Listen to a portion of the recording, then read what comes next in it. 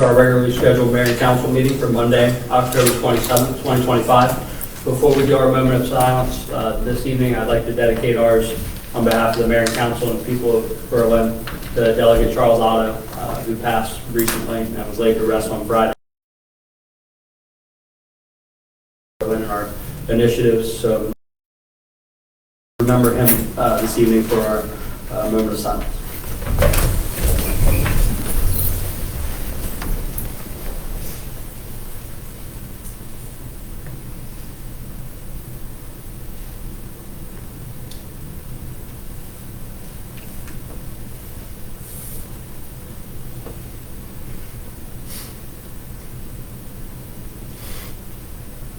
Thank you.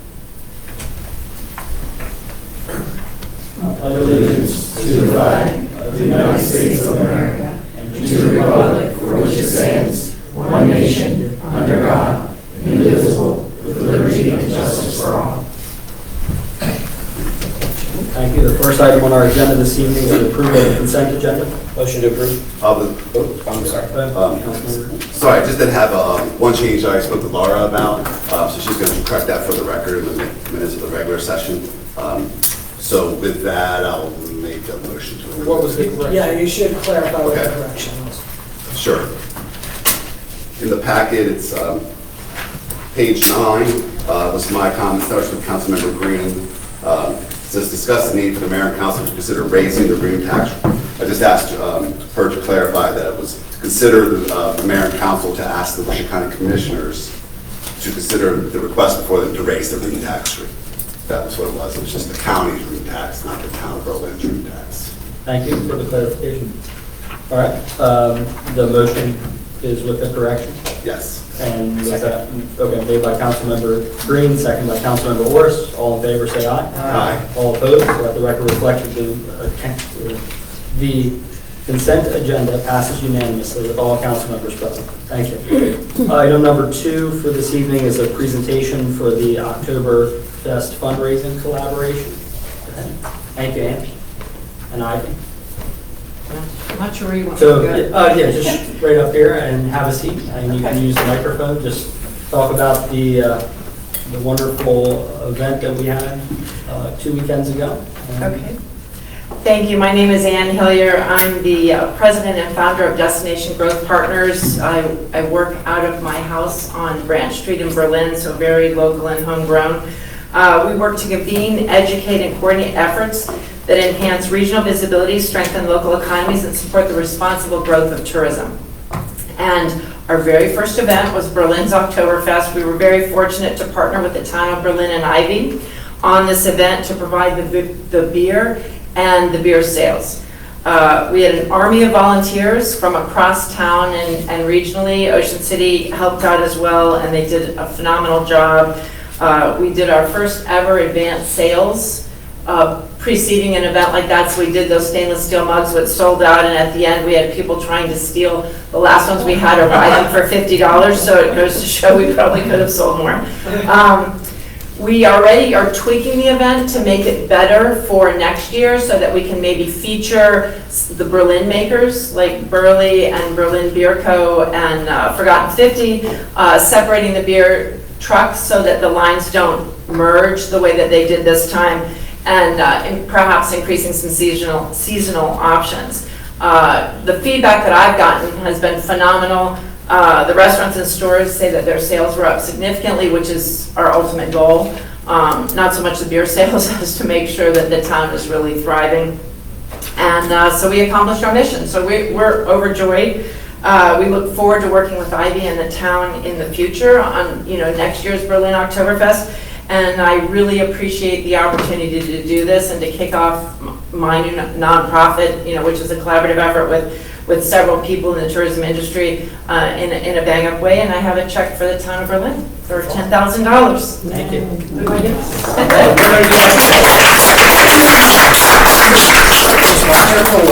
Let's get Ivy up there. Let's do it. We'll do it together here in the front. Yeah. Come on. Anytime somebody gives us money, we're going to take a picture. Ivy, come in. It's not a big check. You need one of those big ones, right? It is a big There's check. not, you're saying amount or you're I'm saying? saying size. It's a $10,000 check, so it can be small Okay, okay. and be grand behind the Packages and scenes. small, Yeah. right? Here, go ahead, hold on to it so it's not like I gave $10,000. Thank you. Thank So you. hold on. Yep, yep. Ivy, you can take that and stay up here. I'm gonna with give us. it right to Natalie. So from your perspective, I mean, I saw the event, it was well attended, seemed to flow well. I think you all did an awesome job, but from the town's perspective, operational. So operationally, it took a lot of the pressure off of town staff. Working with Ann, she hired security, handled all the volunteers, a lot of the advertising, and just the beer companies and the platform for where people could buy their tickets in advance, and it was extremely smooth. And the reason we got into this together was because I knew that there was going to be a donation back to the town, and that's what our goal was. We like less And- work and more More reward. money. Right, Yeah. right, and, you know, speaking with the chief, you know, as an after event, we have any issues at all afterwards? Seemed to flow well. You know, we plan for an event for 5,000 people, and when more people show up, you know, that's great, but it taught us that we need to we need a bigger boat. We need to broaden our footprint. So we had an after event meeting, and so we're really looking forward to next year. It was a great partnership, and having our own security there, people getting ID'd, and it was just a great time in Berlin. Yes. Well, thank you so much. Thank We you. really appreciate it. Thank you, Ann. Yeah, thank you.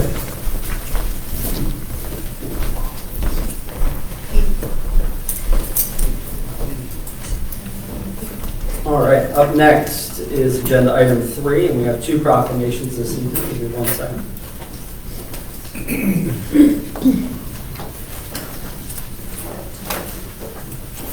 So proclamation 2025-13, a proclamation of the Mayor and Council of the Town of Berlin, recognizing Veterans and Military Families Month. Whereas November is a time by tradition for family celebrations, it is also a month in which we set aside time to honor our veterans and military families by recognizing their sacrifices and celebrating their successes. And whereas we recognize November as Veterans and Military Families Month, we thank military families for their tremendous contributions they make in support of our service members, their mission, our state, and the nation. And whereas the contributions and sacrifices of members who served in the armed forces have been vital in maintaining our freedoms and way of life, our veterans are brave and selfless individuals who, when duty called, willingly put themselves in harm's way to defend the lives and liberty of others. And whereas, as we approach the winter holiday season when families across Maryland come together, we pay special tribute to our deployed forces and their families. And whereas the dedication and strength of military families during a sustained high operational tempo, increased deployment, and long separations is an inspiration to all of us. The state of Maryland and the town of Berlin understands that families also serve, and it's an honor to pay tribute to them as well. Whereas we recognize and honor the town of Berlin's veterans and all military families who support our armed forces as they protect our state and our country. Now therefore, I, Mayor Zach Tyndall, and the Council of the Town of Berlin, do hereby proclaim November 2025 as Veterans and Military Families Month in the town of Berlin. Thank you.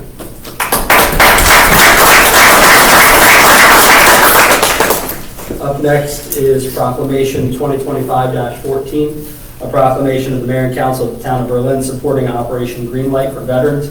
We started this, 2 years ago, I think, maybe 3 years ago. It was actually an initiative of the Maryland Association of Counties that we kind of took, and it's a good one.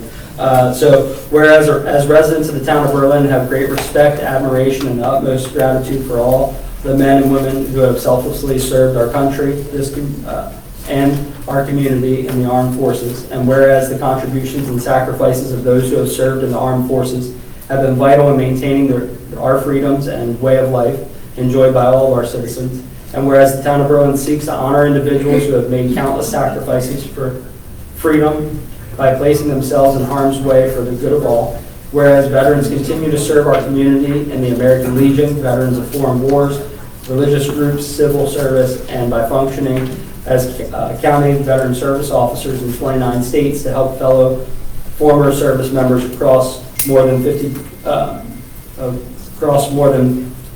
billion in federal health, disability, and compensation benefits each year. Approximately 200,000 service members transition to civilian communities annually. And whereas an estimated 20% increase of service members will transition to civilian life in the near future. Whereas studies indicate that 44 to 72% of service members experience high levels of stress during the transition from military to civilian life. And whereas active military service members transitioning from military service are at a high risk of suicide during their first year after military service. Whereas the National Association of Counties encourages all counties, parishes, and boroughs to recognize Operational Greenlight for veterans. And whereas the town of Berlin appreciates the sacrifice of our United States military personnel and believes specific recognition should be granted therefore, be it resolved with the designation of the Green Light for Veterans, the town of Berlin hereby declares the week through Veterans Day, November 11th, 2025, a time to salute and honor the service and sacrifice of our men and women in uniform transitioning from active service. Therefore, be it resolved that the observance of Operation Greenlight encourages our citizens in patriotic tradition to recognize the importance of honoring all those who made immeasurable sacrifices to preserving our freedom by displaying green lights in their window or on their porch or in front of their businesses from November 4th through November 11th, 2025. Thank you. And we will do it here in front of Town Hall. The street lights will be changed green. We do the war memorial. What else? Yes, the uplighting. Town Hall, we do the street lamps in front. So yeah, if you have the ability to change your light bulbs, show your pride and your support for our military family and those coming back from active duty. All right, thank you. Up next is agenda item 4, and that's first reading of ordinance 2025-05, amending chapter 32, section 266 for speed camera violations and penalties. Our town attorney David Gaskell and Chief of Police Arnold Downing will run point. Okay. I do want to say before we start, we received some press inquiries, Chief. I think you fielded some of these, but people thought the town of Berlin was changing the fine structure and things of that nature. This is a state law. We're just bringing our stuff in compliance. We're doing this to comply with the current state law. The legislature improved the amount of civil penalties for violating a speed camera. It used to be just a $40 civil penalty, no matter how fast you went. But now it's still $40 if you're between 12 and 15 miles per hour over. It's $70 if you're between 16 and 19 miles per hour over. It is $120 for going between 20 and 29 miles per hour over. $230 for going between 30 and 39 miles per hour over, and $425 if you're 40 miles per hour or more over the speed. Wow. It's pretty big for just $40. Those are some deep. And let me tell you, it is to the decimal, because I got 12.3, and I had to pay $40. So Chief, how many do we have that kind of hit that upper tier, do you know, based on the reports? We do not have any hitting the upper tiers. Okay, that's good then, because this is all residential. Well, and we'll take that back. We actually had, our highest one was 70 miles an hour over, coming off the highway on Seahawk. Wow. 70 miles over. And again, our thought is that the person was just shooting across, trying to catch the light and just step on. So we don't anticipate a lot being over the first two tiers. Stop, hold on, you said 70 over. The 70. speed limit is 70, 25. no, 70. Oh, 70 miles an The hour. speed was 70. Was 70. Okay. Oh, all right. so not 70 over. Okay. That That would have been 95. was the It was 70 miles an hour that I know of. And again, we feel that most of them will still be in the same range in which it was. Again, if they go over that next tier, again, it goes up to 70. Wow. That's great. All right, this is first reading, so you don't need anything from us, but, and there's not much we can change on it anyway. There really is. Thank you. Public hearing will be noted. Our next mayor and council meeting, November 10th, will be your public hearing. Keep in mind, it's not coming from the town of Berlin. This is something that we really have to adopt to bring ourselves in conformance with state law. All right, up next, agenda item 5, items for approval. We have 3 this evening, and before each one's action, we will have the opportunity for public comment. So agenda item 5A, motion 2025-58, Town of Berlin 2026 events, and our Economic and Community Development Director, Ivy Wells, is going to run point. And the Al. Allison's out sick today. Okay. Hope she feels better.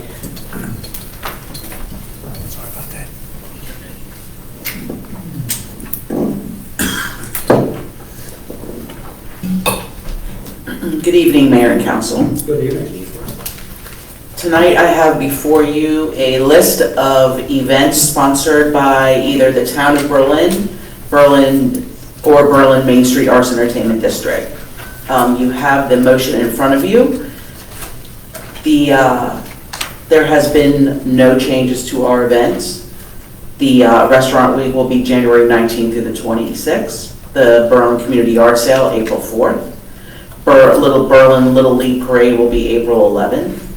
Berlin Vintage and Vinyl, that's Berlin Celebrates Record Store Day on April 18th. Take Pride in Berlin Week, April 19th to the 25th. Berlin Cleanup Day, the 25th.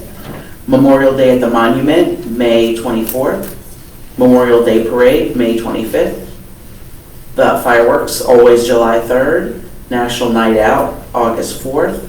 Oktoberfest, October 17th.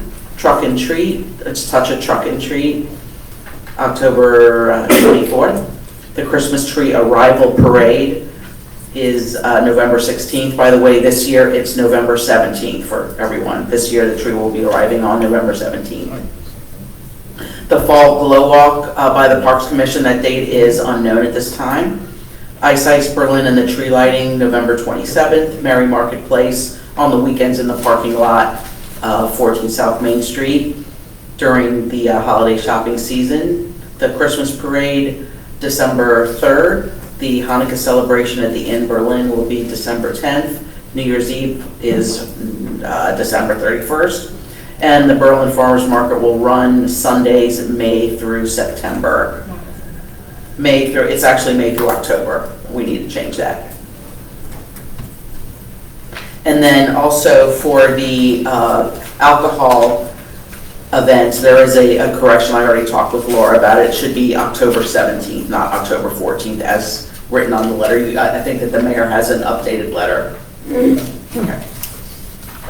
Regarding Berlin Cleanup Day, didn't we scrap that last year? That's up to Jimmy. Like I said, I'm reporting the, so that's over? Yeah. Okay. Well, we'll cross that off the list. Thank you. I think it worked out better. Just like when people want to volunteer, we can channel them in the right direction. Just to clarify as well, the Memorial Day Parade, it's not a 12-hour parade, correct? It's Correct. Okay, so it's from 6 p.m. or no, I'm sorry, it Starts at 11. 11 to 2, something like that. I think that's when the Flower Street is closed. I believe Okay. it gets Yeah, I just wanted closed. to Right. wanted to clarify for folks. Right. I think the event starts at 11, but I think that they close the road that early. Just to clarify. And that's by the BCIA and the with support from the town of Berlin. And the events that aren't listed here will be presented by the sponsoring organizations, the museum events, and then the chamber events. Any questions for Ivy? Just to state, each one of these, most of these events is supported by our Public Works Department. Correct. And I just want to bring mention to that department for the splendid job that they do with managing town cleanup after these events. Jimmy, you and your guys do a fantastic job. Great, thank you. We, other departments help us, but it's a team effort to the town. Absolutely. It's, so very appreciative. Thank you. Any other questions? Yeah, question for Ivy regarding Oktoberfest. Fantastic event. I don't think I ever saw so many people on Main Street. It's unbelievable. Question about the beer lines. Is there a way to reduce that, have more beer trucks, or what? Yeah, that's exactly yes. That was the number one, and we're also going to bring in Fogels for extra porta pots as well. So we are going to completely redo the layout for Oktoberfest, where we're going to spread the beer trucks out. Yeah, Ann just said something. Yeah, that's what Ann said, that we're going to spread the beer trucks out next year. Right, but also maybe have more And more beer? beer trucks. More beer trucks, oh yeah. Okay. The other question, what was the thought process in moving the band from one end of Main Street to the other end? There was with the stage location in the middle of Main Street on the corner of Pitts and Main, we noticed a lot of people were setting their chairs up in the middle of Main Street, so it was difficult for pedestrians to get by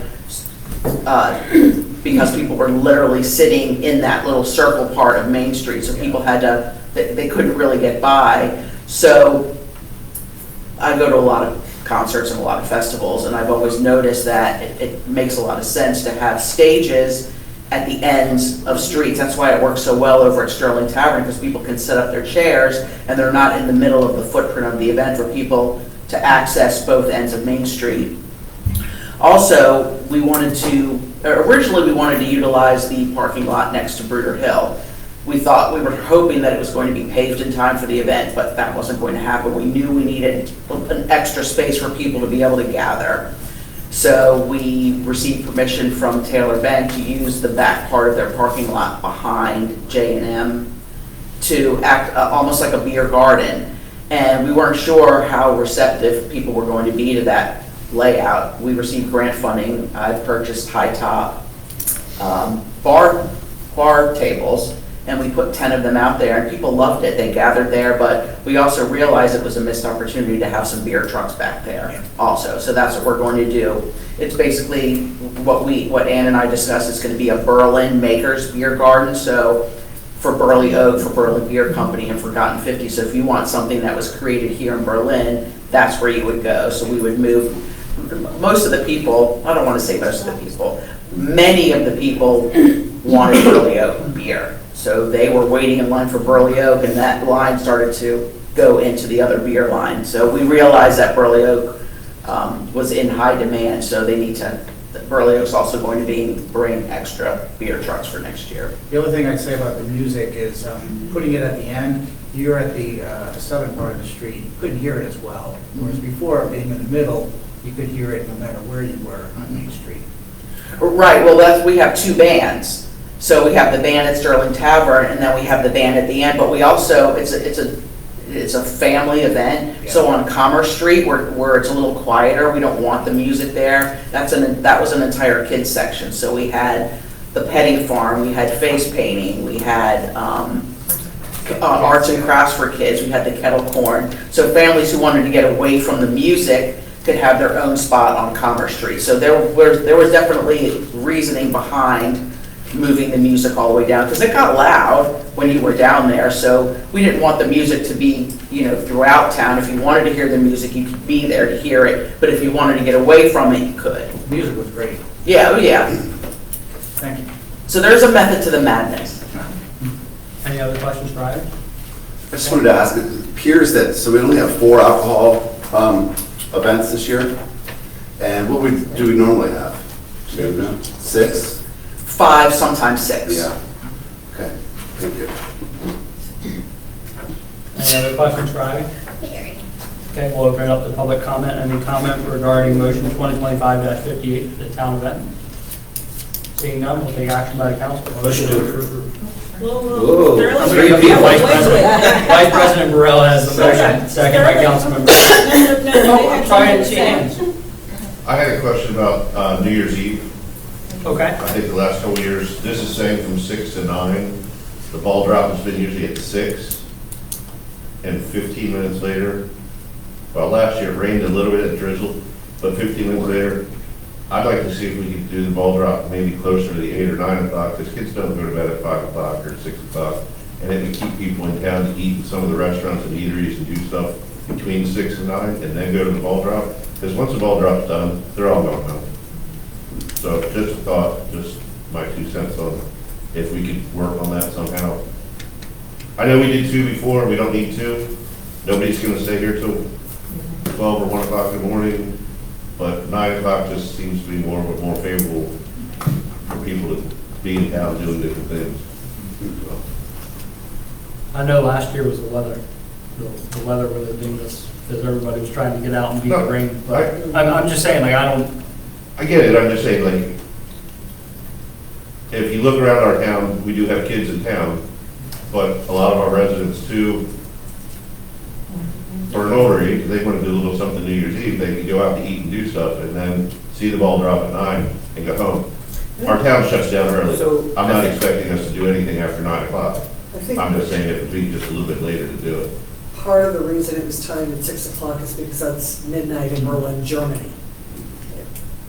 Yeah, that's why we, It was like a it was kind of a, you know, a fun thing to tie into. But I mean, just so that I better understand, in years past, because we've still always had the 6 p.m. ball drop, how has it been as far as the restaurant traffic on years when it's maybe good weather? You still getting, like when I go by, I see some of the folks in. I can't really say that because the first 2 or 3 years we were here, we either had rain, COVID, or whatever, so I don't know what it was pre-COVID. It's hard to judge, yeah. But we have, it's not a big night for us. And the only reason I was saying that is because I think all the other restaurants kind of feel a little bit the same way as if people came to town at 6 o'clock and they had some stuff going on in the street, and then they went and ate at some of the restaurants, and then came back and saw the ball drop. I just feel like 6 o'clock, once it drops at 6, people are like, all right, we're gonna go home. Can we approve the date and like maybe get some more Sure, feedback? of from course, the yeah. restaurants? I don't have any problem with changing the time for the ball drop. Because I think our goal is we want people in the restaurants before we have the festivities. Right. Or immediately following, but if we can adjust to maximize that, I think we're all open. Right. So. Yeah, exactly. I think, even if it's 8, but I guess this is more like a merchants meeting too. Well, when's the next one, merchant-wise? I'll have to check. Yeah. It's the first week in November, right?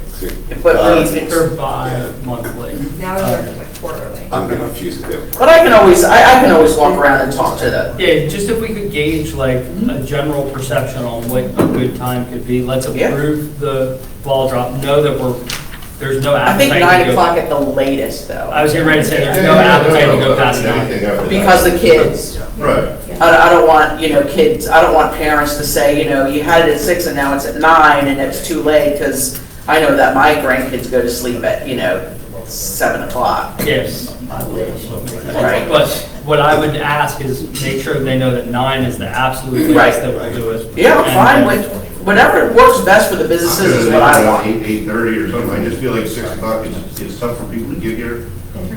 If some people have to, Makes sense. have to work on that day, they're struggling to get here, and, we're a resort town, so people do work on holidays, so it's not always easy for people to get here to do it at 6 o'clock. That's good feedback. Yeah, that's great feedback. If it was the intent, it's not for the town to clear it out by 6:20. Right. If that's happening, then. I actually went home last year because I worked all day and I came back like right after it. I was like, You blink and it's gone. right. So, All right, so thank you for that.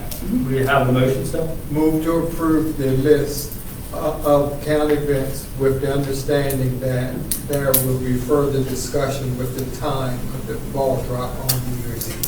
Thank you, and I had a second by Councilmember Nur. All in favor, say aye. Aye. All opposed, let the record reflect the vote unanimous. Thank you, Ivy. Thank you. And Ivy, you'll take off cleanup day and change farmer's market to May through October. Yes. All right, up next is motion 5B, motion 2025-59, and that's the Taylor House Museum 2026 events. And you're not Dr. Reed. We've got- No, it's okay. Just come forward, we know each other, but just name and position with the Taylor House, please. My name is Heather Nottingham. I'm the museum administrator at the Taylor House Museum. Carol Rose, I'm on board. Thank you. I'm here to ask for our upcoming events. We have 6 that are alcohol and 1 Peach Festival is not. So our pig roast is April 18th. We have 4 concerts that are always the second Sunday from June to September. And then our book festival, October 17th. And Peach Festival is the first Saturday in August. Am I missing that one? Peach Festival, it is. Okay. It's It on the does list. not have Oh, an it's on the asterisk motion. because it's not a, I'm I'm sorry, Ann got left because we also had our book festival the same day as Oktoberfest. And it was with beautiful weather and folks walking, parking and walking. We had a wonderful afternoon on the lawn there also, so that was great. Are you coinciding the date this, Yes, 26th? we are. Smart move. All right. Any questions for the Taylor House? Could you hear the music from the? I did not, did you hear it? You Yeah. did hear, I was bad. But it played, but it helped, like it was, like a little nice little background sound. Yeah, you don't have to. No, I didn't think it was acting, I'm just double checking. Me, when I'm reading the book, I like to have a little background noise. We had authors speak and do some readings from local publishers, and at one point, we had to kind of finagle so you could hear it. But everyone who was seated in front of the, podium. The podium. Yeah. So everything worked well Great. together, Yeah. and nothing over, good. No, we had a good time. Our families, which is what we want to see at the museum. Regarding the Peach Festival, I heard from a lot of attendees, because I was up there at a great event, they were asking about the possibility of closing the Main Street for that event. Was there any discussion on your board for that, or what was the conclusion? Extensive discussion. We do not. We do not want to do that. Any reason why? Or?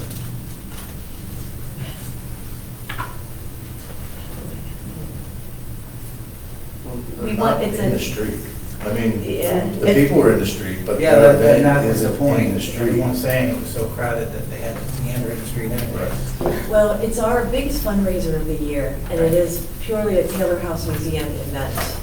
I think if we close Main Street, we lose our event. It's getting popular, and I realize that that's a thing. But we've been working with We've been working with the merchants, there are quite a few that don't want to see closed. Yeah, I think this became a problem because originally we had vendors who sold jewelry and artifacts and things on the lawn. But we don't do that anymore in order to try to push our people into the businesses. So now we just have nonprofits, food, demonstrators, that kind of thing. And then, so our hope is that people come to the Peach Festival, get some peach food, learn about local nonprofits, and then go into town for shopping. We don't want to take away from. We definitely did that, for sure. Okay, great. So That's all over the place. We did have one problem last year, the shuttle that we had arranged to have from Ishi Dam, it didn't come. when that it wasn't was- ours, that was town's. Okay, well, the shuttle didn't come when it was supposed to, and we eventually were able to get up with somebody and it came, but it came late. So we had a lot of people walking. I don't think we would have had so much of that if the shuttle had been on time, so. But our Peach Committee, we meet year-round because it's a huge event, and we think about it from all different angles as far as making sure that, we're meeting the needs of everyone, but and also ours. Well, you do a wonderful job with the event. Well, I really appreciate that. It's a fun event. We at Public Works, I've talked with the chief and Fisher. We bought some more cones, barricades, rails to help in that area keep people I don't want to say shuffled, but on the sidewalks. And then we also looked at buying some chalk to make like a temporary crosswalk. And so we did learn a lot too last year from Public Works and the police standpoint to how to keep people on the sidewalks more.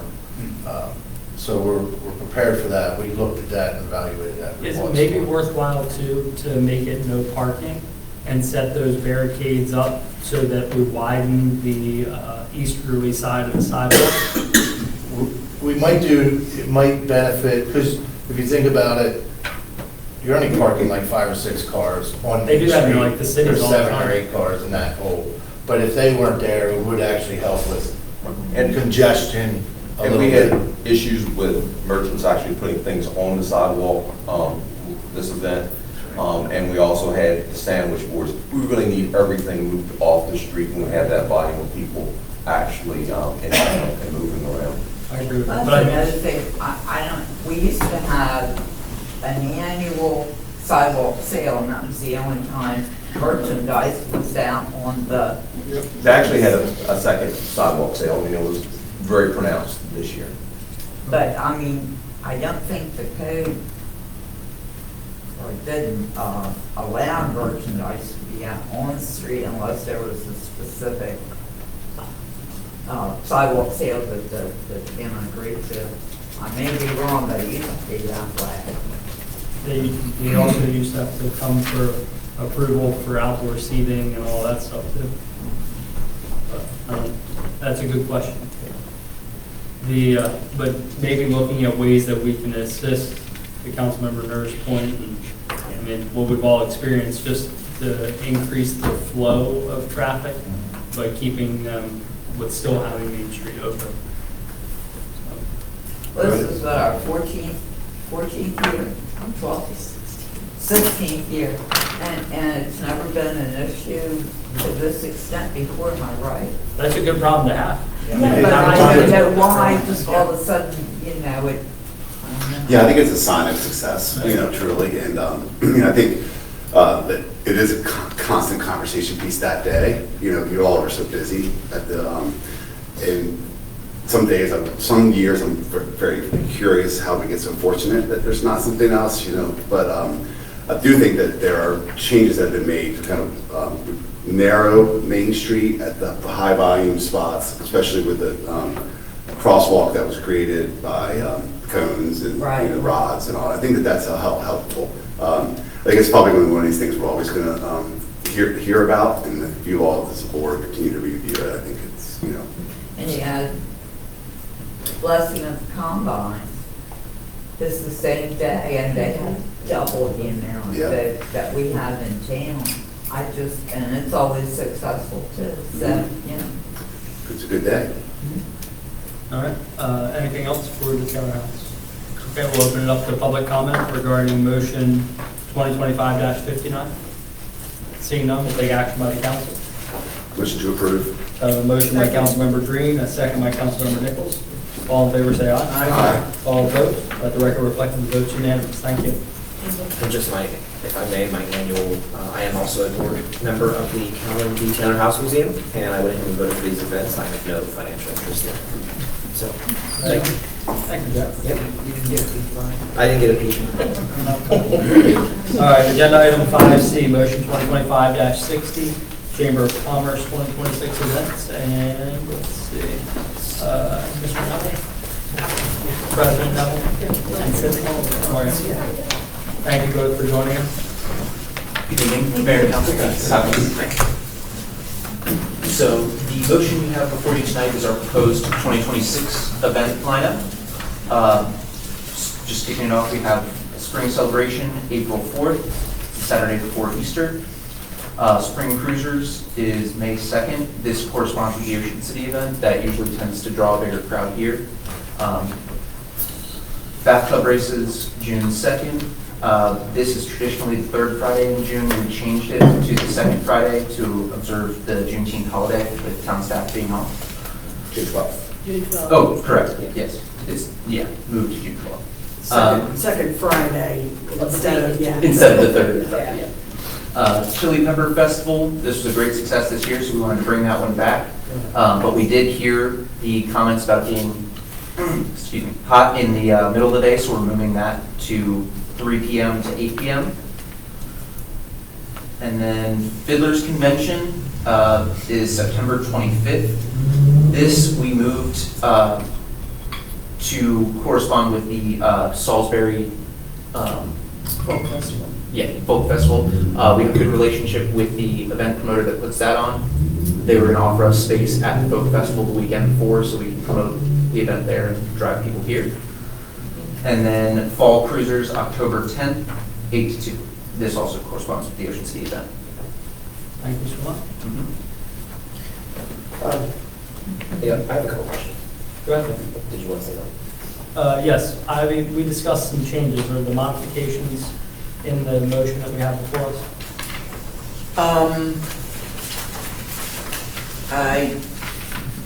Do I have that called item check? I believe so.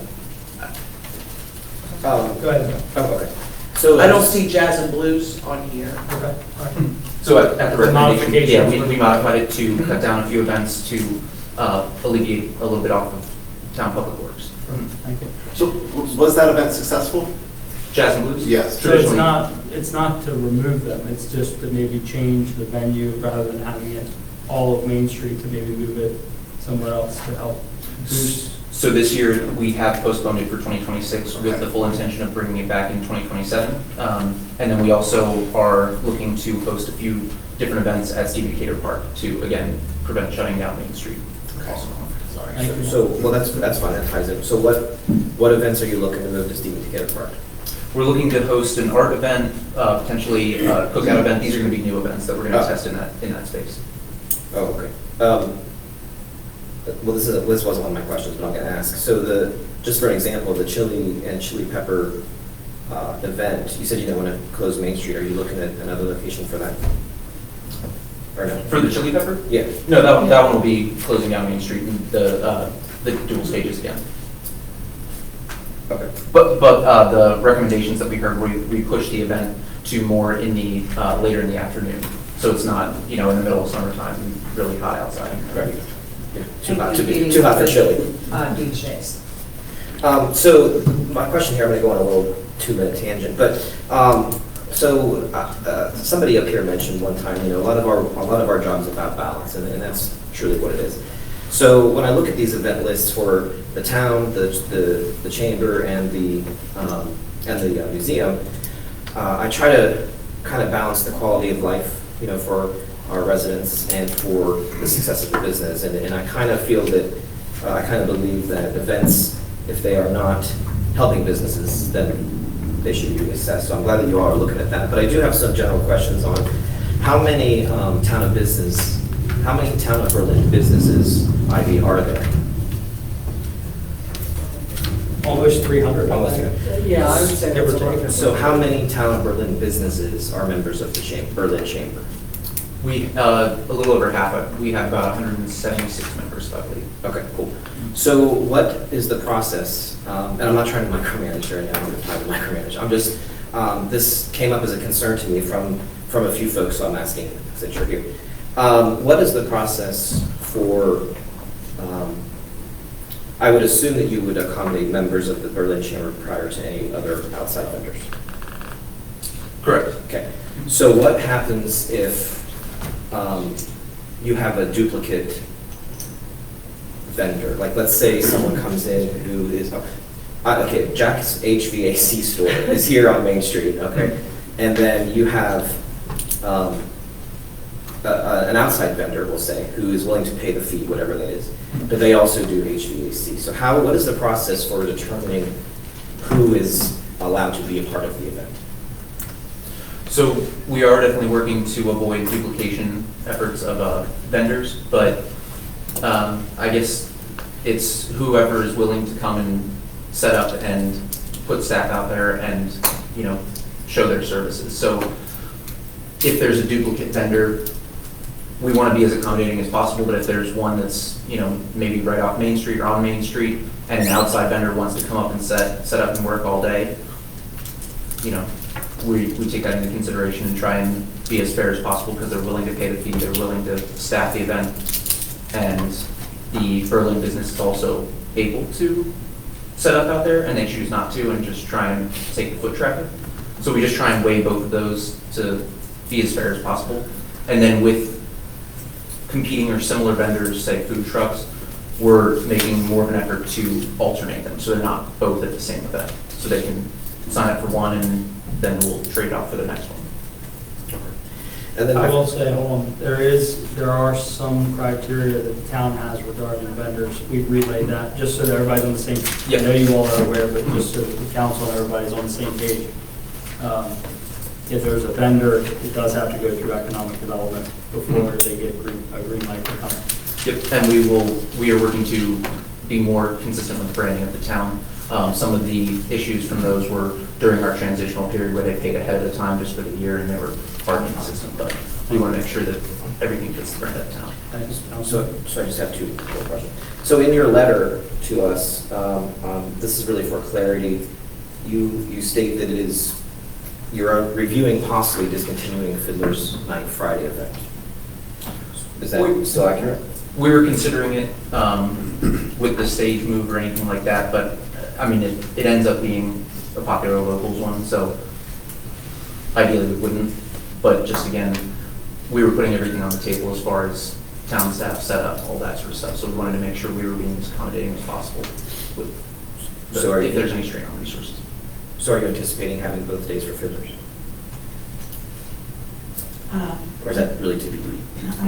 To be determined, the other one was we were just filling it out with Just to have. the application just so that everything was in there with best case scenario. And then we can always. And then my final question, I love this map for the chamber event setup, but I'm a little confused with the earlier discussion about the stage. So if I'm wrong, let me know, and you will. So for town events, we have, if needed, we have two stages, one at Sterling area and one down by the hotel. Is that accurate? It depends on the event. So there's two stages for Oktoberfest because we have the traditional Bavarian band, and then we also have a rock band for Sterling Tavern. Thank you, Sarah. Jazz and blues always had two stages because you have a blues band on one and then a jazz band on the other. So, it could be one stage, it could be two stage, whatever the event calls for.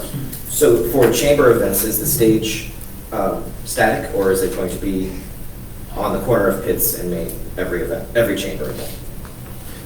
We are open to any constructive criticism. The reason that we did the corner there was we were testing something out in the sense of like when we have children's events, vendors going down all the different streets, and then for electrical, there's already a dedicated spot there as opposed to one has to be set up if we put it in front of the Atlantic Hotel. So for ease of setup, that was taken into consideration. And then while viewing any of the music, parents can keep an eye on the kids down one street, get food easily. And also, I think that we wanted to rotate to give, other, instead of always in front of the Atlantic Hotel where they get that benefit to kind of, move it Because I remember a couple of years ago, it was asked if we could do that for chamber events so that, different parts of town got the same benefit. So I appreciate you taking that into consideration. So that was all, and thanks for letting me ask the questions. Thank you. Any other questions for the Chamber of Commerce? Yeah, I'd like to chime in for support for Friday Builders Convention. So it's in our motion, so I hope that we would move forward. I think it's a great event. I guess this year it's going to be Ocean's Calling weekend, but I still think that it will be a draw for Berlin. I think it is, like you said, the locals event. There were a lot of people there last year, so I'm really happy to see that continue. Talking about this one, I'm sorry? This past with Yeah. Because a lot of, honestly, and you all know this, I think, sometimes recreation Saturdays get out, kids are busy, parents like that. So I thought that was a great event. So I would hope that that would continue to be in your plans. And I look forward to hearing more about jazz and blues too, because I'll miss that one personally.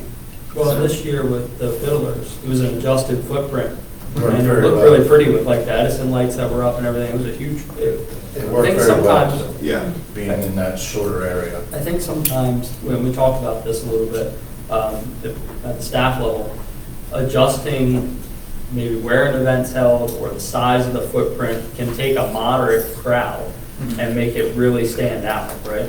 Just by adjusting maybe how much space they have. So it worked out really well, because some Fridays have been a bust, or they look like a bust, and then when you adjust the footprint, it really pops. So I had a lot of people come up and say, man, this place is packed. It's like, so it was really cool to see. So, Thank you. just, I think that ability to maybe look at how we do things and maybe adjust course a little bit to make things better is really what we're all after. Same with us. We want to be flexible. We want to be as accommodating as possible, and we're testing different things out to see what works or candidly what doesn't work, and then we don't have to do it again that way. And with that, so these are the events that we've submitted for you tonight. However, after submission, we did have extreme interest and sponsorship thrown out by local businesses. Sterling Tavern being the major proponent for a potential seafood festival, seafood oyster festival. If that's something that you would be willing to consider, we could bring that back to you In the fall. in the fall of 2026. And I think the other thing is yes, we're interested. Two, maybe the location. Three, I'd like to talk to you because we're in the works on something as well. So maybe we can make it work for everybody. Perfect. Okay. Great. No? I'm talking about catfish. But But in the past, it has been our practice. our practice not to approve events after these lists have been approved. So I would suggest that if you were looking for another event, that you get it to us in this time frame so it can be approved going forward. Because we have not approved events that don't make this list in the past. Let's talk, Yes, sir. I totally understand. And this would be one that would potentially be something similar to when John Fager put on an event. So it wouldn't be necessarily a chamber event. Right. We would just potentially be applying for the liquor license. For the liquor And license. sponsored by local businesses. Yeah. we still, since it's not on the list, we've got a little bit of time to talk, but let's not let, what's the date? Who? Oh, yours, it was like. I'm sorry. You were disappointed in what I said, I was like, okay, it's good. I didn't roll my eyes, but I rolled my eyes, then you worried. If it's on private property, Yeah, then that's we what I'm saying. don't need to approve it. Let's have a conversation, maybe as early as tomorrow, and see if there's something else that needs to come back up here at a subsequent meeting, or maybe we can work together on a way to have that event. Sounds good, thank you. I just want to add, I'm very supportive of you utilizing our parks for events. I think that would be a great idea. Thank you very much. It's a very exciting idea, and I think there's a lot of cool, different, new events that we could do there, for sure. Perfect. All right, let's open it up to public comment regarding motion 2025-60. I just want to say, I mean, the events are amazing in town. They've built the town of Berlin. I would ask we don't make too much change, because just like going into a local restaurant, if people are used to coming to an event and it changes every year, people start going, well, I'm not going to go, I don't want to go to that one. Or, you know, yes, we had lines this year, I understand we need to open that stuff up, but sometimes we change the footprint. A lot of people go, like, we had a lot of complaints that night because people were like, oh, well, we always sit out front, or we like this, or we like that. You know, I know that was because of the liquor board and not because of what we wanted to do or what we had to do. I understand all that, but I think that's just something we need to take into consideration, because people come every year to the same events and they like the way they are. And if you make too many changes, it starts to trend that. What's that? Right. There was other businesses who were complaining because they weren't getting the business that they got before, and we were staffed up for those things, and you know, they weren't getting it. Luckily, I didn't say a word because I knew I had a liquor license and I knew what the contention was, but there was other businesses that stood up and said, hey, this is really affecting our business. So when we talk about moving things to the park, that's great, but I don't mind having events in the park, but let's not change all the events we have in town to the park, because it really doesn't people stay in that event zone. They're not gonna walk around and come to town if the event's in the park. Exactly. So it's just. They also don't go past the stage. So to them, they see, just like at the end of farmer's market, when you have all those barricades, which I completely understand, to anybody attending an event, that's it. I don't have any Well, reason to go past it. when you're looking if I'm at standing the there, store. that's what Sorry. we talked about parking, Yeah. cooking in the parking lot, which we've done the past 4 or 5 years or 3 years. But, you know, I can't cook in the parking lot if I can't walk over here with my beer, because somebody's not gonna put the beer down to walk over there to get a hot dog or a hamburger or something, you know what I mean? They're only gonna go to those event zones. So I know that's all been clear with the liquor board, but I'm just saying, all those things need to be looked at as a consistency thing. Thank you, Justin. Just to provide some clarity, can you update where we stand with the liquor board? Sure, so we are all square with the liquor board. The layout was changed for the last 3 events, with the exception of Oktoberfest, because of some issues that they were having with some of the businesses. And after we brought April Paint here, and we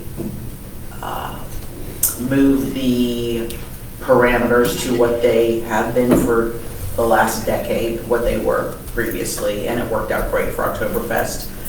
And Allison and I created a layout map several years ago that this is the way that it works best to lay out an event for downtown. These are where vendors should be placed, these are where the stages should be placed, and we're gonna be consistent with that moving forward. And One of the stage could be potentially in front of the hotel again. It could be at the end of Pitt Street again. There's, just like what Matt said, depending on where you are in Berlin, we didn't have this problem 10 years ago. The businesses were not beyond Jefferson. So, you've got businesses at all 4 corners who desire that stage to be near them because they better business then, and I completely get that. So what we tried to do also with Oktoberfest was 410 Social was historically shut out of the event footprint for the last, I don't know how many years. And then, we worked with them and J&M and the pizza place, Yancey, and the juice place. I mean, those businesses were never there. So it worked out well with the stage at the end of Pitt Street. And maybe for another event, we'll put this stage back in front of the hotel. But I think that when people come to town, that if they can still hold their beer and go past the actual barricade, which is what we did for Oktoberfest, it worked out really well. And we had security at each end, making sure people didn't leave with any alcohol. But they could go past the barricade where the roads were closed. But the layouts of events have been vetted out by your team in conjunction with working with the businesses over the years to make it better. Right. I mean, I know this isn't what you're saying, but I just want to make sure that everybody's got the same information, that we were getting a lot of feedback from businesses with the adjusted layout that, hey, look, I projected my normal sales for this event, and then it was dead, or nobody came in. I mean, we heard that it wasn't just in one specific spot. So really getting the liquor board's help at making sure that the parameters are clearly articulated to be able to maintain that footprint is huge. So And I think that advertising and marketing for an event is crucial. We started advertising and marketing for Oktoberfest months and months ago. We had our poster ready. We had the ads running in the OC Today Dispatch on WBOC. You have to be able to market the event in order for people to come down. If you can have the best event in the world, but if nobody knows about it, then they're not going to come, and it doesn't matter what your layout is. So this kind of switches into why I was asking about the stage a little bit. Since the Community and Economic and Community Development Department, I would think that you would be able to guide and provide the chamber on where best to put. 100%. Okay, and that's what you do now, right? Okay.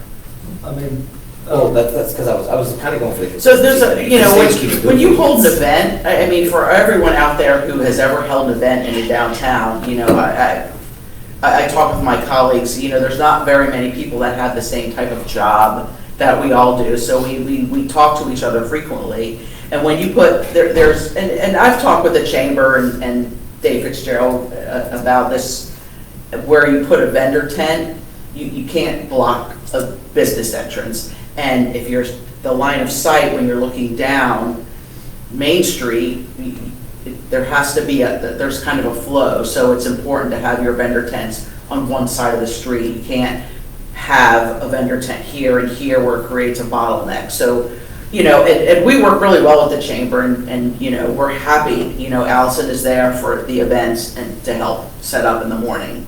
And the thing is that like the leadership of the Chamber of Commerce changes annually, basically, which is okay, but that brings in new ideas, right? And those are good, but then ultimately, and I've expressed this to all of you privately, but just knowing that the last, like you all can come up with ideas about placement, but really the final say has to do with economic development to make sure that it meets the needs of the town.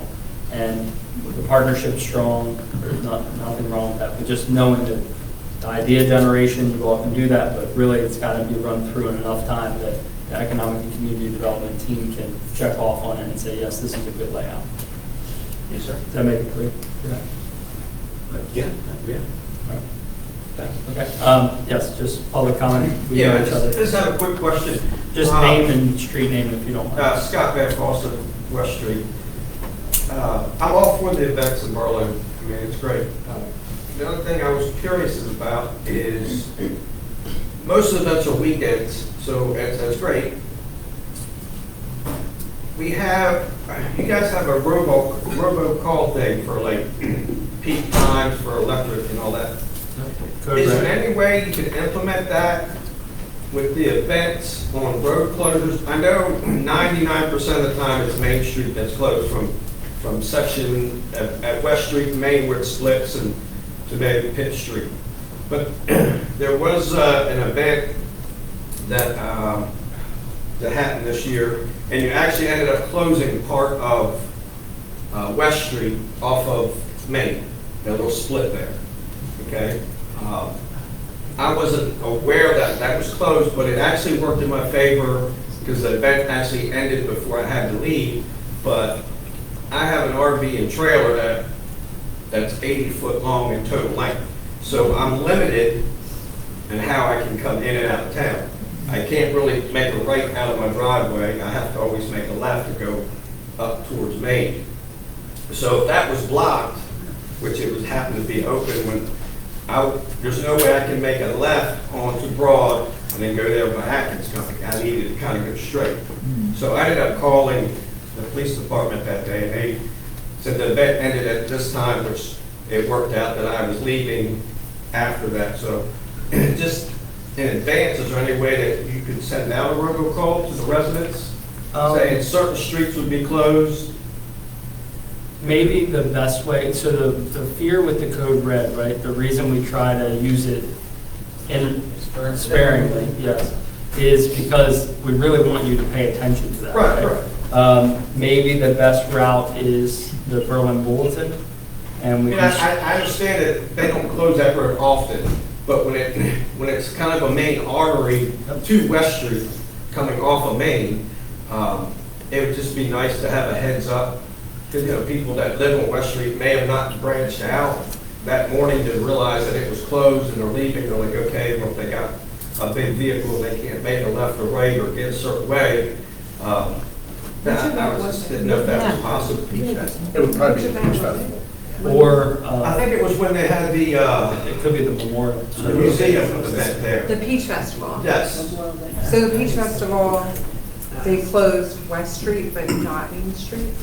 No, it was, Main Street was closed, but they closed Baker. Between Ross and Baker. Got it, thank you. Yeah, I wasn't. So maybe what we can do is play around with the better way to message that. It might not be code red. Well, no, I'm not saying use the code red, but I didn't know if that was the same form the town has if you can do multiple things with that code red. I know it's just basically for the electrical part of it, but I didn't know if it had like a sub thing where it's a more of an information type of thing that you could send out to the residents, whether it be a road closure or a festival coming up. Just give residents notice of, there's going to be some closures and stuff like that. Maybe we can play around with like social media a little bit, Yeah, and whatever. maybe also a combination of like adding it to the Berlin Bulletin that goes out monthly, just to help make sure that people are aware and see how that works out. Yeah, that's like we got the Halloween thing coming up here Friday, and then they close certain roads for the trick-or-treaters and at certain times, and like you said, social media is great. I think about that. That's a great avenue there to let residents know what's going to be happening as far as closures and stuff, so they can make arrangements to move around town. We'll try and see what we can accomplish, and then if there's something that you see that works well, and then if there's some way we can improve, just let us know. Yeah, that's all. Thank you. Thank you. Any other public comment regarding motion 2025-63? Carol Red, 307 Ian Drive. Just one real quick thing. I think everybody's doing a really good job. The Chamber's doing a good job. But we need to be sensitive to the fact, heading south, if we close Main, but we only close it so far that it's not blocked, so people will stop and not see baked desserts in the other shops back on Williams, or going down to Cassandra and Randy and those businesses in there, because if it's blocked across with a big food truck or whatever, and people can't really, if they're visitors especially, can't see by, they don't know those businesses are there, and that hurts them. So I think we need to really be sensitive to that. Thank you for that. Any other public comment? Okay, let's seek action from the council. I have a motion by Councilmember Orris. Second. Second by Councilmember Nichols. All in favor say aye. Aye. All opposed? Let the record reflect that motion 2025-60 passes unanimously. Thank you both. Thank you. Appreciate it. And thank you for your service. Sorry for the unintentional face. I thought I was missing something. I mean, I'm just getting over the crud. I was just hoping, I didn't know if I missed something. So, all right, thank you. Let's see, agenda item 6, 2025 financial highlights, and our finance director Natalie Slay is going to run for it. Good evening. I would like to present your fiscal 25 financial highlights, and I'm going to try not to go into the details and give just a brief overview of fiscal 25, since this is not final numbers. We are still finishing the audit. We still have a couple of outstanding items, and there will be some adjustments made for depreciation and moving items around. So, but overall, fiscal 25, we have budgeted for general fund $14.6 million, $14.7 million. 2.4 out of it was contribution from reserve, meaning that we are advancing or carrying forward some projects and covering them from the amounts from the prior year, from fiscal 24. We also had transfer from the other funds of $350 and advancement from the bond receipt of $2.8. We see that those numbers are not there. I'm waiting for the finalized amounts, and they will be closed accordingly after the audit, so there will be some changes. But overall, we have collected for the general fund revenues of $10.4 million. Property tax is the largest amount that we receive revenues from. Other taxes is the second largest, and then we have intergovernmental revenues, all of the funds that come in from the state or other grants or anything that considered to be a government, that included in $1.2 million. Contributed revenues grants, this is our annual Worcester County grant, and as well other small grants in there. We see $760,600 out there. We do have a gap as of right now, but like I mentioned, after we adjust the amounts for the contribution from reserves and the bond proceeds, that gap should go a little bit down. I would like to point on the biggest number out there on the screen that I'm very proud of is earnings on investment. This is the largest amount for the past histories that we've ever had on bank interest. Natalie, Yes. can I just ask my question now? Other service charges, that's a significant, I know they're not solid, but is that, what would that be attributed to? I have included this red speed camera revenue is there as a charges because it's a specific revenue that contributed and then we expense on the police department, so I just would like to separate it. But the amount was not budgeted, we budgeted lower and we received high amounts for the years. Thank you.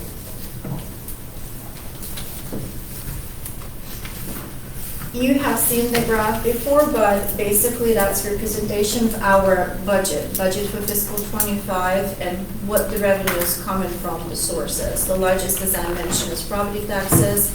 We have other grants, and then also we have contribution from reserves as the main proceeds. The bond proceed is not a normal item that we will see every single year. This amount was drawn for the public works facility. The expenses for general fund, the capital outlay account is not at the same level that we budgeted because there are projects that are ongoing and probably be carried to the next fiscal year. So we have budgeted 5.8 million, 5.7. We are at 2, so that's a big gap in the expenses. The general government, all of the administration elected. There are some changes in the salary staff. We were understaffed in several departments, so we have a big amount that is not expensed, fully expensed. The largest amount that general fund pays for. The second largest, obviously, is the general government. The bottom page is the fund balance for general fund. Those amounts reflected as of June 30th. There will be some changes, as well as unassigned balance.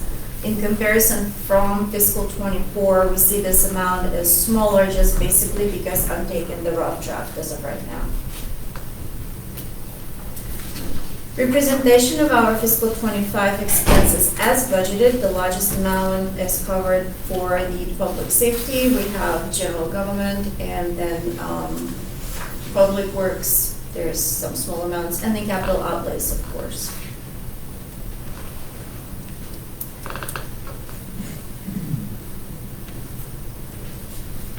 The graph represents 5 years from 2019 to 2025 of all of the balances of the general fund in reserves. So we have unassigned, assigned balance, committed and restricted, and then of course we have non-spendable balance that is decreasing every year and hoping that it will decrease going forward. That's basically the same representation in words and description of each balance that it consists of. Some capital projects completed and still ongoing. General fund had lots of going on. For the building and grounds, we have completed Karen Park building demolition. Community center design started and we have expensed almost $100,000 on that. Town hall renovation started fiscal 25 as a continuous project that is going to go for several years in advance. We have a small amount for bikeways. That project, I believe, would be ongoing for the future. We have a parking lot lease for $60,000, which covers 2 years of expenses. Police department have invested in vehicles and equipment in the amount of $312,000. Public Works Building Design, we started that project in fiscal 25. It's going to go on for several years, hopefully not for too long, so they can relocate soon. In sanitation, we have purchased automated trash truck and then also additional trash cans with lids for the downtown area.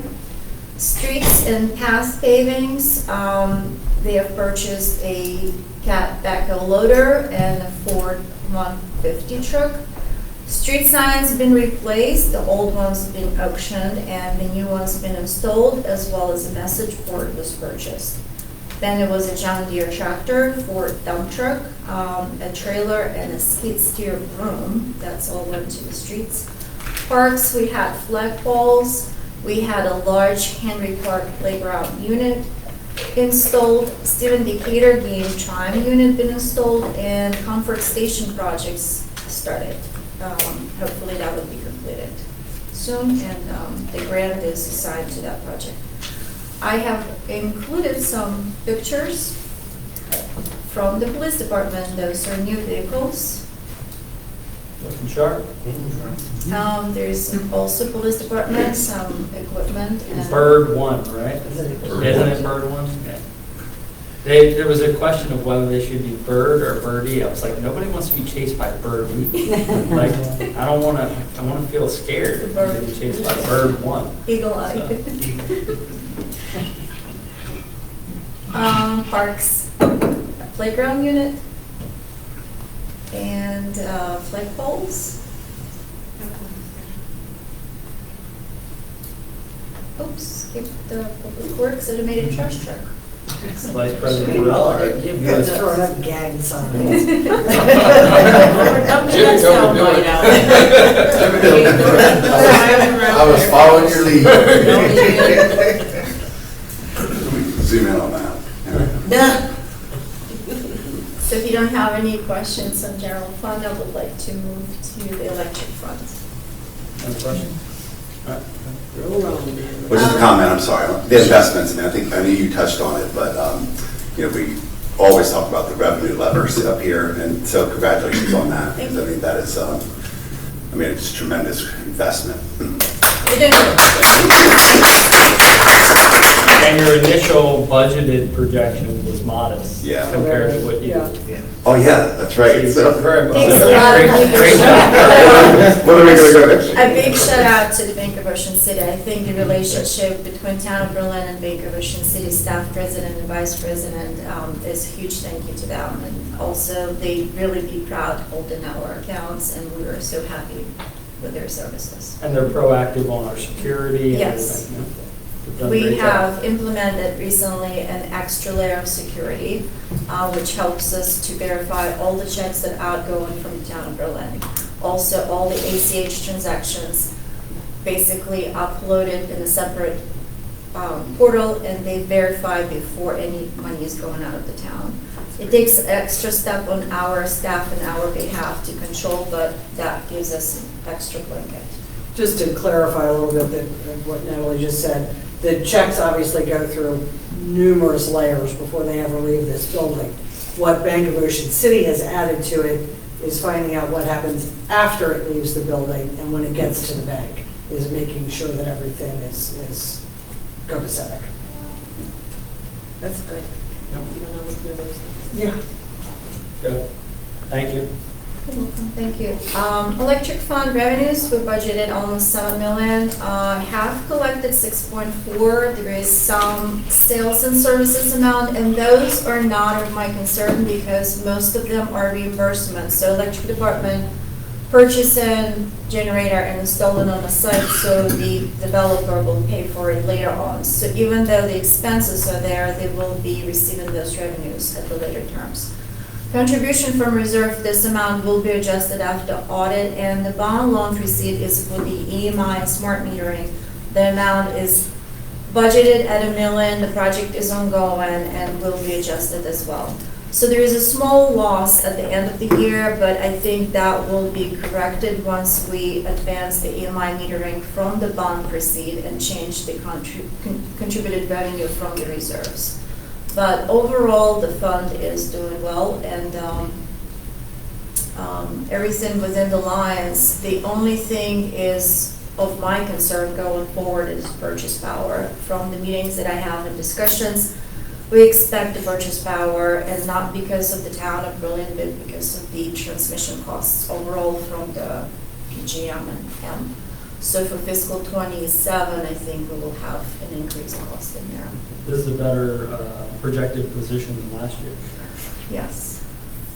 Thank you. The capital expenditures for the electric, they have repainted the fuel tanks. completed the substation fans. Next Grid AMI meters are in progress and they're doing really well. I give a big shout out to them. I mean, they're doing work on by themselves. Everything gets implemented and the Tyler communicated to the portal. So now we actually have disconnected remotely several meters at the disconnect date, the first time in ever history of the town of Berlin. So the crew did not have to go out on the site, and it gives a lot of information at the same time, is accuracy and the security at the same time. The Altec bucket truck arrived and received by the power plant. Pole barn completion extension is done, and they have purchased several transformers for the biggest sites. I believe the hotel and gas station are coming up. This is repainted project for the fuel tanks. Yes, it's before. I should have asked for before picture, but that's after. No, this looks great. The right side is the old meter, the left side is the smart meter. That's cool. And once the portal's up, Tim says we'll be able to see in real time usage. It is up. Oh, the portal's Not up. for the Yeah, residents, for the but for customer. us, yes, for the residents, Our for side. our side. Yeah. And the pole barn extension was much needed because the equipment, very expensive equipment, been sitting out on the parking under the rain and weather, so now it's all covered. Yeah. And the Altec bucket truck. Took us 2 years to get it, but she's here. Yes. Say what's fast. What's that? Oh, yeah, the hydraulics. The hydraulics is fast. Waterfront. Oh, God. I was surprised you said you would be here tonight. Waterfront Sure, okay. unfortunately had some unexpected repairs and maintenance and some hiccups down because of the infrastructure is aging. But overall, I think Waterfront is okay. Revenues received as expected. The only revenue is not received is the special connections or EDUs, which is not a big concern for water because we're currently not carrying any debt service, but it is concern for sewer because there is a large amount of debt out there. The capital outlay projects, we have budgeted at $4 million. We are advancing almost $2 million from reserve to cover, and we're hoping for the grant and loan proceeds for 2.6, mostly for the lead line replacement services. Those are not completed, the loans not being executed fully, and the reserves not advanced. So the bottom number is a loss of 214, but I think it would be adjusted and bring the fund overall in a good state. And honestly, Jamie, with everything in the age of the infrastructure, 214,000 isn't that bad. It is not. No, it's not, but it's a depressing number though. Come on, man. Well, it's, you know, we are working on Just wait. 1940, 1908 stuff. We did see a map the other day that the museum has I know she left, but Oh, you're right. they have a very good map of 1908 of a lot of the infrastructure No way. of the water system, and we are still operating some of the water mains as a 1908. Look at that. So, That's you nice. know, That's life expectancy of cast mains is 50 years. So, And then borrowed time. Well, come on, you do a great job. I tell you that all the time privately. Publicly, you do a great job. This isn't Absolutely, bad. yes. All right. Sewer fund, budgeted 3.9 for revenues, collected 3.7. Again, the special connection fees are behind, but there is a huge hole of fees, and interest on the liquid account is not a good potentially revenue, but is revenue that is collected, so meaning we're collecting their regular sales revenue, people paying their bills in time, which is a good thing. We have a loan proceeds of $1 million budgeted. That's not been done and finished. And also there is a contribution from reserve 2.2, pretty much in the same line as the water fund. Capital projects, pretty much at half completed, still a lot carried forward and will be ongoing carried forward for fiscal '24. We have finished pretty much all of the ARPA funds that were allocated to the water resources in general, overall. Stormwater completely closed and expensed. Sewer is completely We have closed. one thing left. with One water. little left, and water pretty much all down. So going forward, it's all our revenue, potentially hoping for some grants/loans to complete everything what's left. The debt service, we're going a little bit down on the numbers, but unfortunately, that still carries a lot of debt service amount there, and the special connection fees. Maybe fiscal '27 will come in and project it to cover it. So small loss as of right now, Jamie, I'm not concerned about that number. It will change from what the sewer was before and where we are now. It's a big improvement. I mean, I would say, Jamie, and I kind of looked ahead, you should be proud of the Water Resources Department. I mean, a small loss in water, a small loss in sewer, And count how many projects you carry under the roof. I and a mean, you positive are position in. We've done tremendous without we wouldn't be able to do it without you all standing behind us. I mean, I know Natalie wanted pictures of everything we did, but I don't think I had enough time in 2 weeks to send everything that we've done in the last 2 years. But I mean, those hauler fees, I mean, think about it, like, that's not something that is typical workload for you all. And you've been carrying it for 3 years. And making the town and the citizens bank in the process. And we've done we've done additional The fund stuff would with be the in fund. some really rough shape if you didn't act creatively like that. And just to give you a comparison, at the JFOA committee, we have a discussion on capital projects and projecting 5 to 10 years in advance. And I always say that I would like to have that done for you at least 5 to 10 years, capital projects. But describing what water resources carries as a capital projects, including the lead line, including the PFAS, including the smart meters, and everything else, updating lift stations, water wells. You drill in a new well, you're doing all this on a scale of 5,000 residents in the town of Berlin on the same umbrella. That is comparatively to Washington DC water infrastructure. So kudos. But I mean, now that we're starting this Christmas tree farm, it's gonna be, Oh, we're right. gonna have to do Washington DC, because that, They came for Christmas trees. not only will you have all the things that you're doing, but now your effluent can go ahead and create some Christmas trees. I don't know if we're allowed to do that yet. Tell me, I have a question.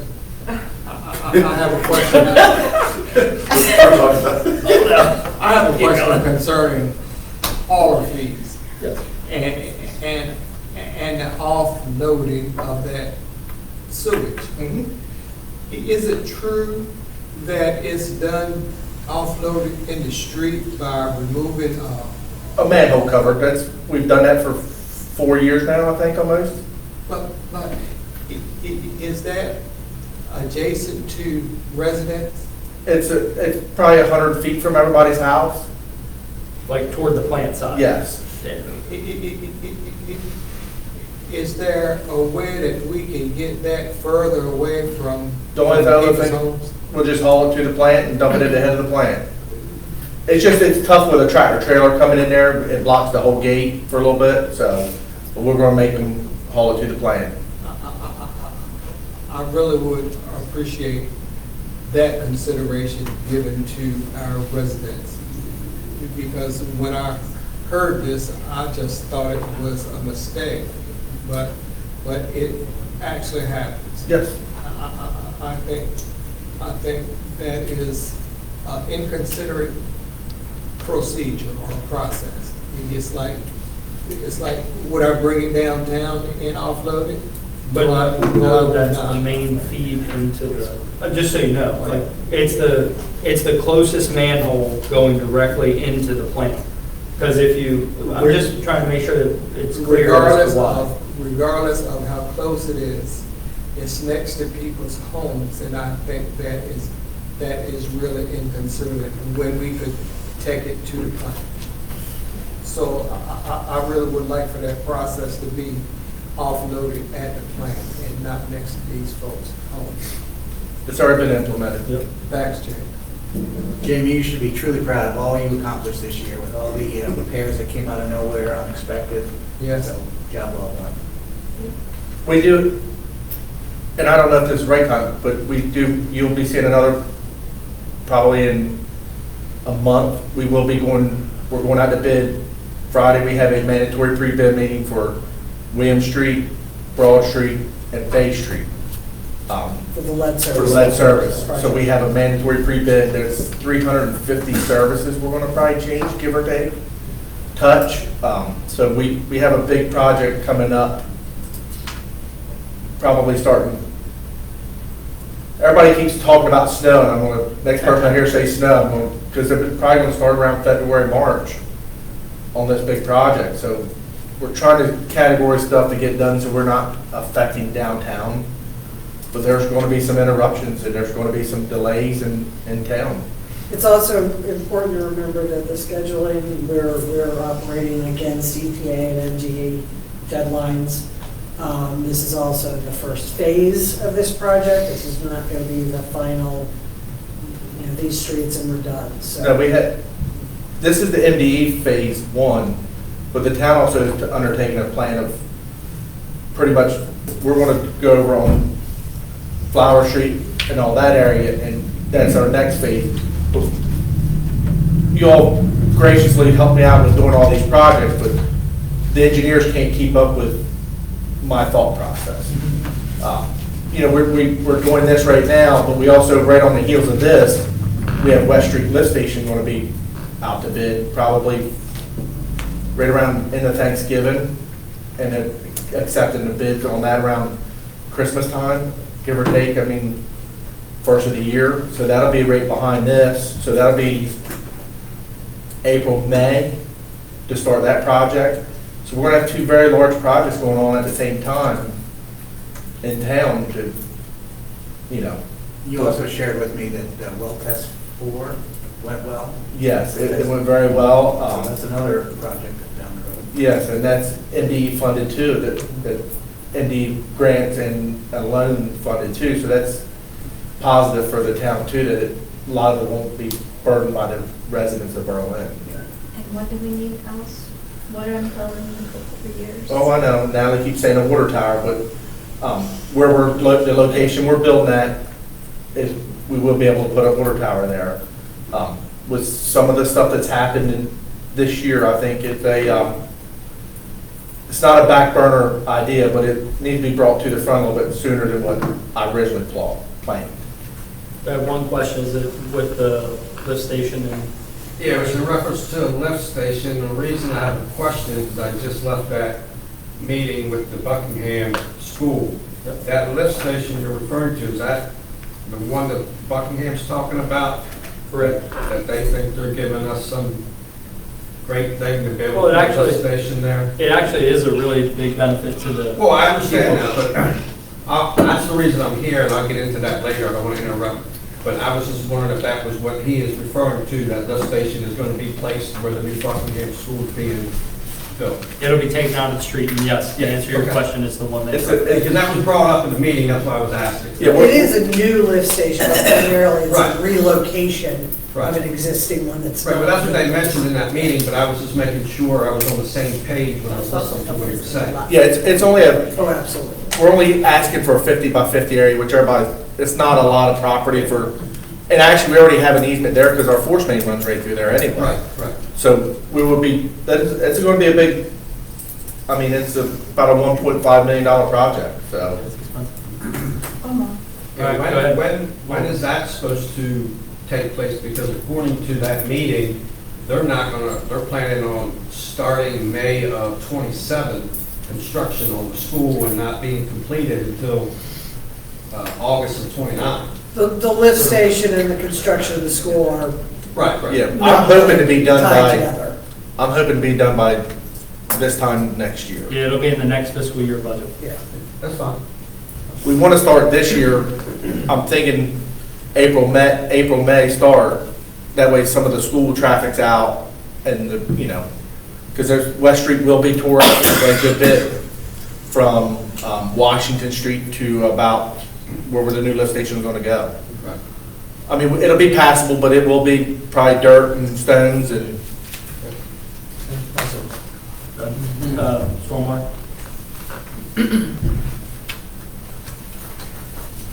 Capital projects. Oh, yes. Water fund, water capacity plan completed.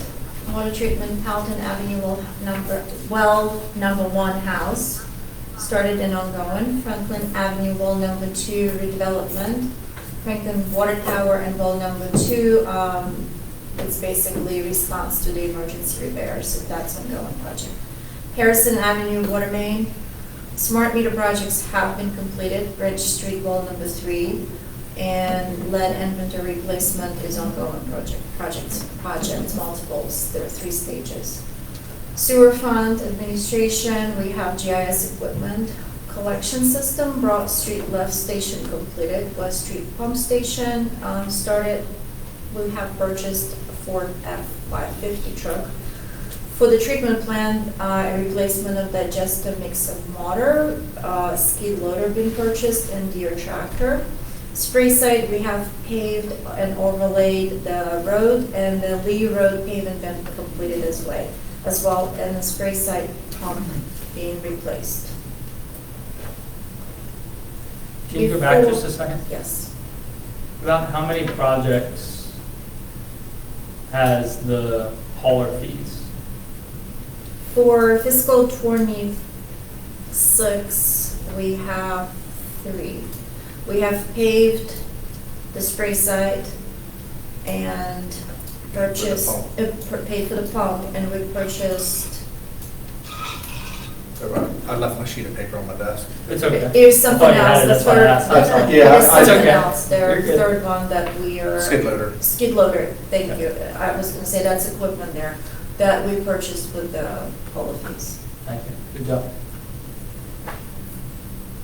Broad Street lift station before and after. I like the cute little house.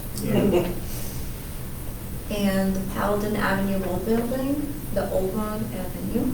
That one was tight. The That's little house was tight too. Yeah, but the house looked cute. The house was stately. It's not cute. The other one did not look cute. Not cute at all. The old house. Smart meters projects. I am very happy and proud to say that's completed. It's been many, many years we've talked about it, and that's a great achievement. And it's worked out well. And I'm going to say something real quick, and I don't want to keep the party no longer than I got to. A lot of residents are having a hard time understanding when they see a door notice. Dave and I do not, we have other projects to do. So I'm just clarifying that we do not sit at our computer all day just to see who has leaks. So we might see one catch our eye, we go to them. It could be 3 or 4 days, we don't sit down and check them, but we just don't have the time. I mean, we have other jobs we have to do that have to get done. So some people are wondering why they didn't know sooner. We are doing our best job as we can with what we've been dealt, what we were dealing with. So I think Hannah sent you all an email Friday. And if you all are okay with that, I would like to push that out, and then the residents can look at their own. And if you're okay with that, just respond back to her. We're okay with that. But I'd like to send that out to the public, and they can Look at it themselves. look at it themselves, and they can go in there and set parameters. I will tell you, Hannah's been tremendous help down there with looking at that stuff. I mean, she knows the inside and outs of it. But And it works too. I've set it I've tested it, and I wanted it to see if I set it at 1 gallon, and if there was a gallon of flow. I mean, I have a house that's unoccupied, so I checked it, and it will send you email saying, hey, look, you have water flow that's exceeded your limit. I will say, and I'm going to make it very clear, William Street is not done yet. I did not do William Street with the new meters because we were thinking we were going to move a lot faster on the smart meters, but they will be able to look at their stuff and the lead service line. Yes. Yeah, And I thought we were going to have that accomplished 2 years ago. Since we got funding from MDE, it kind of pushed it back. William Street is the only street that's not done, but they, as soon as they start putting the new services in, they will get new meters. So we, but I would like to get that out there so that residents can, So can we count this Send right it out. now as the Yep. official Send it check? That was Go ahead the and send original it out. plan. We roll everything out and then we'll let residents to log in the portal and view the usage. That was But the at the same time, residents have to realize when they are informed of a possible leak at their residence or on their property, it's being done as a courtesy. Yeah. It is not Jamie's department's responsibility to monitor the status of your plumbing. Yes. Correct. And I thank you. That is a personal and private And I don't want people to think obligation. we're not being big brother of them, but, we do look at, we do have some that in 24 hours have a substantial usage. And some of them been kids left there outside spicking on the hose broke.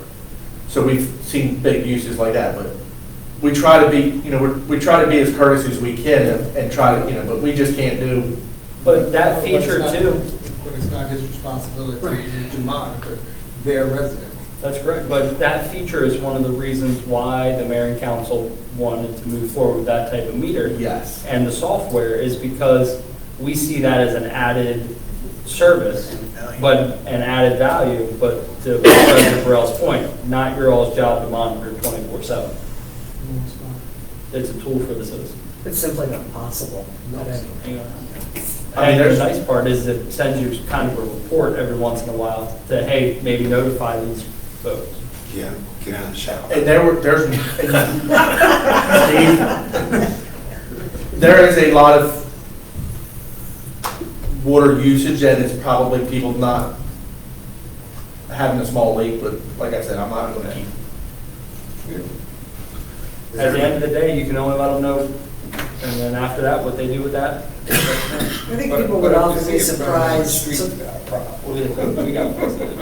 people would be surprised to learn how much a small leak is over the course of a day or a week or a month. It can be much more significant than that annoying little toilet running sound that you hear. Jamie, is there a chart of averages that the town can put out for families of 2 or 4 or 6, whatever? Not offhand, I will ask the meter company because they, they supply meters to DC and like down in Virginia Beach and all them counties. So I will ask them if there's if they have a schedule of where. It should be. Yeah. The software tells you what your average is. Yeah, but something like that, so we could put it on their, I know Kate's asked for stuff to be out by this week for the bulletin. We could put it in the bulletin and stuff, but we could also put it on our website. But I will ask tomorrow. And there are national averages of these kinds of things. I can tell you that my personal electric use went from average to great when 2 adults moved out of the house. That's fine. So yeah, it does, but there are national averages where they look at a family size and make Yeah, those. so in Steve's case, he's well above the average. All of it. Me too, I can't get Charlie to turn the lights off. He likes turning them off, can't get him to turn them off.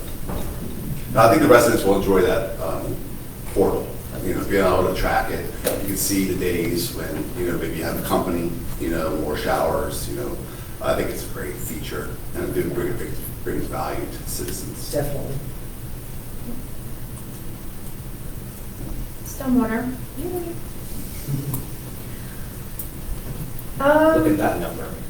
Yes, this number is because we have received 500,000 in grant receipts for the projects that have been completed in the prior years, and also. When we had those losses. And yes, we have big losses. So even though we have a big income, if we take that amount out, it's pretty much averages to break even, which is a happy number, but 948,000 was budgeted for capital projects, but we have not completed them.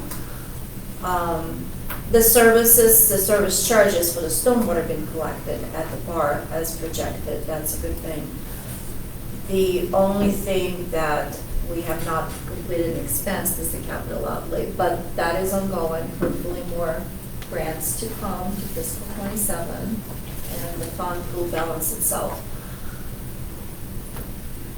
So, Yeah. go ahead. No, I can. It is my suggestion to revisit the whole entire structure again of service fees. We do need to set a capital fee that we can leverage the grants, because when we do apply, because the fund is not performing at the good amounts at the end of the year, it's very hard to provide the financials for the stormwater and ask for $1 million in grant. And ARPA's dried up. ARPA, we have expensive. Uncle ARPA. We have transferred additional from others. Yes. Yeah, I like ARPA. Questions? Oh, yeah, so, well, this is a general overall question. So these, you did say earlier, these numbers will, they could change from the audit and once everything gets really through and paid and all that good stuff. But just focusing on stormwater here briefly, do you anticipate this utility being able to satisfy its transfer to general fund budgeted amount? Probably not. And is that due to the capital outlay? It's not because of the Duke capital outlay. We are taking that grant that we received allocated to prior projects. We will not have enough at the end of the year, plus depreciation, so potentially not. It may be a small amount, not as budgeted at 50, just like we did last year, we just lowered it down. So whatever will be available, 10,000, then we will transfer 10. That's the plan. Can I just ask, just Yes. real quick, while we're on this particular thing now, and I'm not gonna hold you to No. it. You Just can have hold a me. general idea.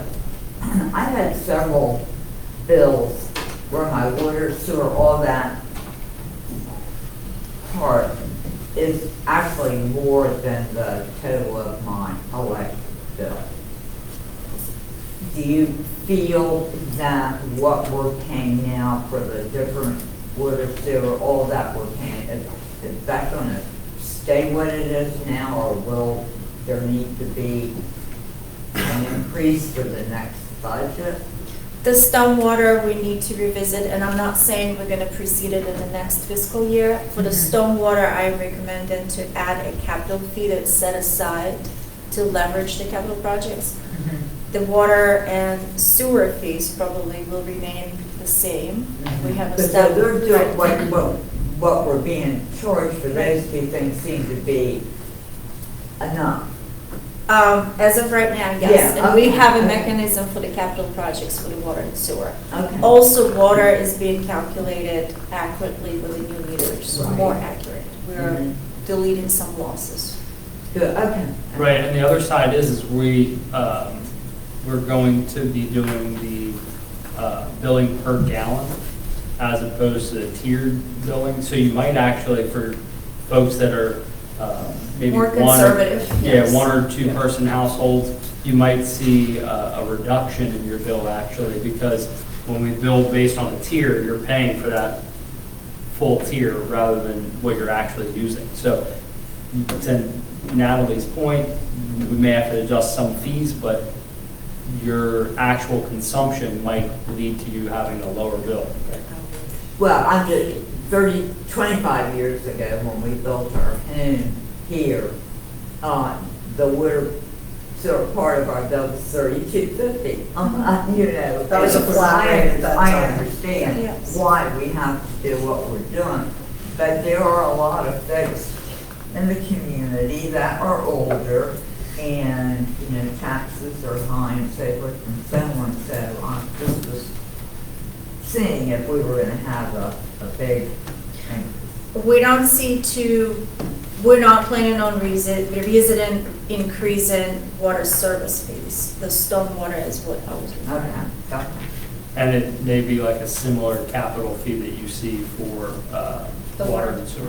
Right, okay, that's good, thank you, I appreciate it. Jamie, I'm gonna put you, back on the prayer list with the other lift station, you don't know. Because you were prayed on, and that lift station, from the time the council said the ARPA funds would pay for the Broad Street, you don't know how worried I was that that thing was gonna break before it could get done, so. Oh, you don't have a clue how bad it worried me. I mean, in West Street right now, I mean, no offense, but I think some of the dating back to the early 1940s. If a lot of people don't understand where West Street Lift Station is, it's there by the Jehovah's Witness place. You actually have to lay in the street with your legs out into oncoming cars to hook up pumps. So we do take our, you know, we have two of them in town that way. We have Flower Street and West Street are identically the same. The only way to hook up one of the pumps closest to the center of the road, you have to lay center of the road and lay your feet, you know, so at times you're gonna have to stop traffic, but. Well, I knew how much money that Worcester County was paying a month to haul sewer over at Glen Riddle. And once I We got appreciate that their in my business. head, I was really worried that something would happen. But Yeah, well, we talked about that. you know. There's not a contingency plan built into anything, or there's a contingency plan, but there's not a backup plan, but I have a very good idea of how I can make something work Well, in a short time. I knew that, but we didn't want to have to spend No, money and to do that when we didn't, so. No, but the other thing too, and I want to say something about the sewer, we've been implemented to start testing for PFAS and PFOA. That is also almost $100,000 additional in the wastewater budget this year, just to test. It was gonna be even more than that. Yes, we were able to negotiate some prices to get it cheaper, but there's $100,000 that, I think somebody says it best, it's a mandated, non-funded. Unfunded mandate. There you go. So, you know, I know that's, people look at that, but that's also in that wastewater budget of over $100,000 had to go in for lab and testing because of that. That was not expected and it was not planned. We are mandated to have it, and the funding are not there. They're not allowing us to have funds, loans, with et cetera, but we have to proceed with projects. But we were able to get some of that that. you're talking about, this people need to know, and it's a shame more people aren't here, that there's no need for a citizen to complain about something like that. It's not, we have to have it, we have to have it. So, Now, the department's been proactive, and we were able to take the amount of testing that was originally asked for and really peel that back to, I mean. If they wanted 36 at first, and now we're down to 20. Yeah. Or they wanted we had 36 monitoring wells, they wanted them, and we got them down to 5 at each spray site. So we're at 10 of 5 annually, so twice a year versus quarterly. It was gonna be close to $500,000. Yeah, so we were able to, but, you know, we have to thank letters that were sent on behalf of the mayor, and I spoke with a lot of MDE folks and MDA. And We've got good partners. Yes. And Good it's job. not once and done, this is ongoing, so that's gonna continue, that testing will continue on. Good job. All right, Jamie, you should be proud of the work you guys did. You want to talk about Hudson Branch and Pine? There are small amounts out there that for those projects that will be probably budgeted fiscal 27, but Great job, that's, so Natalie. far, that's all we have. Any questions for Natalie regarding the financials? Not a question, it's just a comment. I say it every year, I always appreciate you doing these and how you lay it out and explain everything very well, so thank you, and good job again. Thanks. yeah, thank you, ma'am. Trying not to put too many numbers, I know it's hard to understand the numbers. Did a great job. Thanks. Any other comments or questions for Natalie? All right, let's move on. Town administrators report and departmentals. I do not have a whole lot. Town hall and planning will be closed this Friday from 12:30 to 1:30 for one of our sort of semi-quarterly staff team building. All right, very nice, thank you. Any questions for Mary or questions regarding departmentals in your packet? Yes, I do have something to ask you. I was told to ask about the possibility of there being a possible Flower Street flea market added as something to consider in the future. There have been several people who do, I know that there's a craft fair that happens in a marketplace but on the strip that happens during the holiday season. But a few people have reached out saying that they do create different things, oils, this, that, and the other, and they are from the neighborhood, but they'd like to know if it's possible for something of that nature to take place, possibly in, I call it the green space or where the pool hall was, but that's a thought. I mean, they've seen that we were able to do, Cross Farms was able to do produce there on Tuesdays. But She's going to continue that, by the way. And I think that's phenomenal. Everyone loves it, and I like that they did add the canning aspect that she did at the church, where some were able to bring, work on canning the produce and whatnot. But there's one vendor who does oils and he sells different things on the premises of Uncle Willie's, and another that does the, so I think a different location, but they were questioning and asking if that's something that I can mention. Thank you. You're welcome. Cross Farms is going to continue? Yes, the Berlin Farmers Market may have ended, but Cross Farms will continue throughout the next several months. Anything else regarding departmental? Okay. Let's move on to comments from the public. Anyone from the public that would like to address the mayor and council, just name and street name, please. Scott Van Fossen, 304 West Street. I promise I'm not here for a rep session. It's just a Q&A session. I did go to that Buckingham meeting for the school. So it's just kind of, how updated are you guys on that whole project? So there's a conceptual planning group that includes members of the town. It's myself, Councilmember Orris, Councilmember Nur. However, there's been a change in the leadership at the school system level. So when the last meeting was sent out, it only included my email and not the two council members. So I went to the meeting and didn't realize that they weren't included in the email invite until they said something that night. So I'm pretty abreast. I've shared some of the stuff from the meeting with them, but they haven't seen the actual conceptual stuff that you've seen and I've seen. It was a very informative meeting, and I'm not against anything that they're proposing, except for one of the things, which is the West Street entrance. There's quite a few residents that are concerned with that, and I didn't feel comfortable with how they were presenting certain things there on that. They talked about, they did some type of observing one day this month out front to see the traffic flow, and they went into West Street, and they do have plenty of space for stacking the vehicles, which is great. The concern is they mentioned anywhere from 65 to 75 vehicles. They said there were 65 that had stacked in the loop currently, and then probably another 10 that were stacked on Main Street. Right. So their proposed new entrance will handle the stacking, but what I didn't hear and what they didn't want to explain is that's fine that they have that, but where's those 65 and 75 cars going?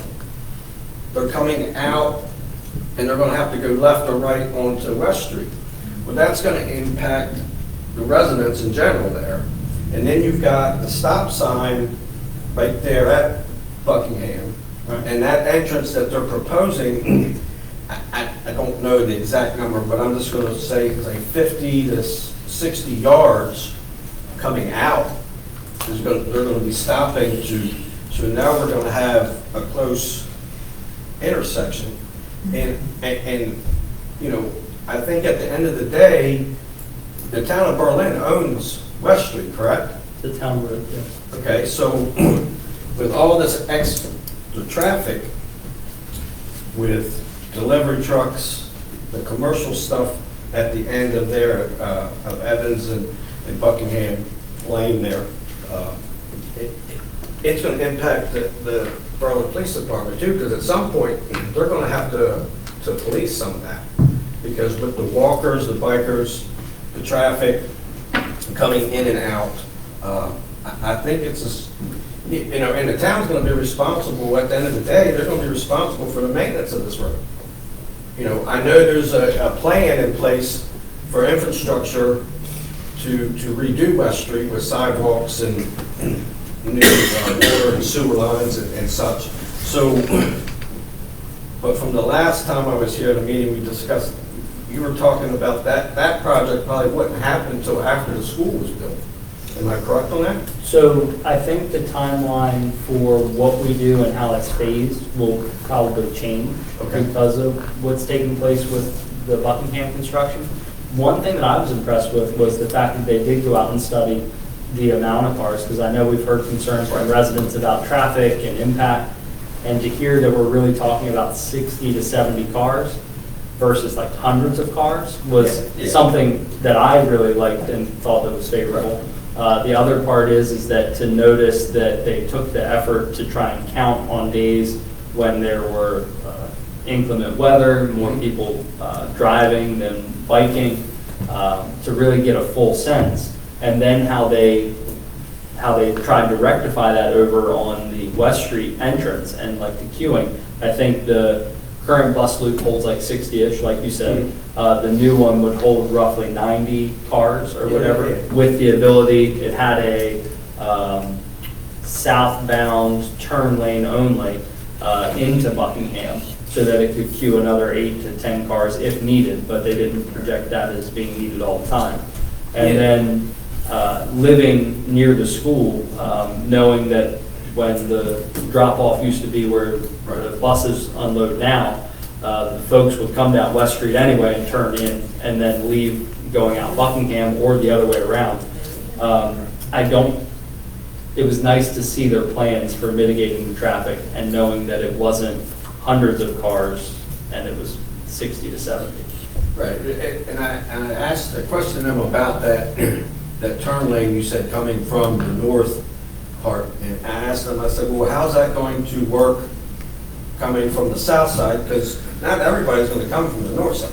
Right. We're going to have, we see it now coming around the road to Joe's, that they come around there and come in from that direction also. So you're going to have, a few people or, people coming from that direction, because if it starts to, get congested that way, they're going to say, all right, I'm going to come this way. So now I asked about, is there going to be a turn lane or stack lane coming the other direction? And they didn't really have any. I think really what we need to do is apply some pressure that when they do the change, that Well, they bring crossing guards. so that's why, since this meeting was, at the same time as that meeting, it'd been nice to have somebody from the mayor council there, because there was residents asking about the sidewalk projects and real concerned with that. As being there for 25 years, that road has never been resurfaced except for Broad and Washington when they did some major underground work there. I think they had some water line issues there. That's the only part that I know of that's ever been resurfaced. And just concerned that I don't want the residents or the town to have to incur extra expense in the future. Once you guys do this infrastructure and you come in and you repave and you get this extra traffic that's normally not there. You gotta remember, it's a residential neighborhood. It's not designed to be Main Street. Main Street's a state road. Main Street, it's a state road and it's state funded. So they can resurface that every other year or 5 years or whatever the plan is. The town doesn't have that. We don't have that ability to say, okay, well now that we got a sinkhole that's happened because of the construction and things that, we don't foresee that could happen. So that's going to come to the town, and, adding that extra traffic and stress to that infrastructure, I just don't think I think the mayor and council should, where we own that road, you have the ultimate say. They can't just say, we're going to put an entrance here because that's where we want it. You guys need to really think ahead when I'm not here and you guys aren't here, who's gonna be responsible, 10 years from now when this is done? And then we go, oh, we gotta raise taxes, so now we can redo this, resurface this road or that road. I mean, I think Berlin owns that little bit of stretch of road from West Street to the country school, right, or the private school? That little private road? Oh, you're talking about Buckingham Lane? Buckingham Lane, that's a town, right? That is town, right? It splits town and county. Right, so, I mean, it took years for you guys to resurface that, and all that was a tar and chip job. I mean, so, the town couldn't afford to do a proper job on that road, so what makes you think you're gonna be able to pay from Broad Street to Evans? Why do you know the sinkhole, like my street, my Flower Street is used as Main Street. We're used as. Oh, yeah, Flower Street's a very. So I hear what you're saying, because you don't have one school, but I have 4 schools running through my street. Right. So, but when we did have a sinkhole, they came out, they stopped everything, dug it up, fixed it up, and then repaired it. If something like that happens, don't stress, you're gonna get taken care of. That was done, right, Jamie? Remember that sinkhole in front of my house? I'm not saying that it's not gonna be getting Yeah, I mean, repaired. if it happens, we're gonna I'm fix just it. thinking of the town as a resident, that why should the town incur an unnecessary cost if we don't have to have the extra traffic there if it doesn't need to be? So Scott, also, like, I mean, you're not wrong. I'll give you another example, like, we restriped Seahawk Road, Town Road, right? We incurred more costs for striping because of the schools, right? And the mayor and council went down to the commissioners with our annual request, and we said, hey, look, this is what the cost of striping would be if we didn't have to make all these extra accommodations for the school.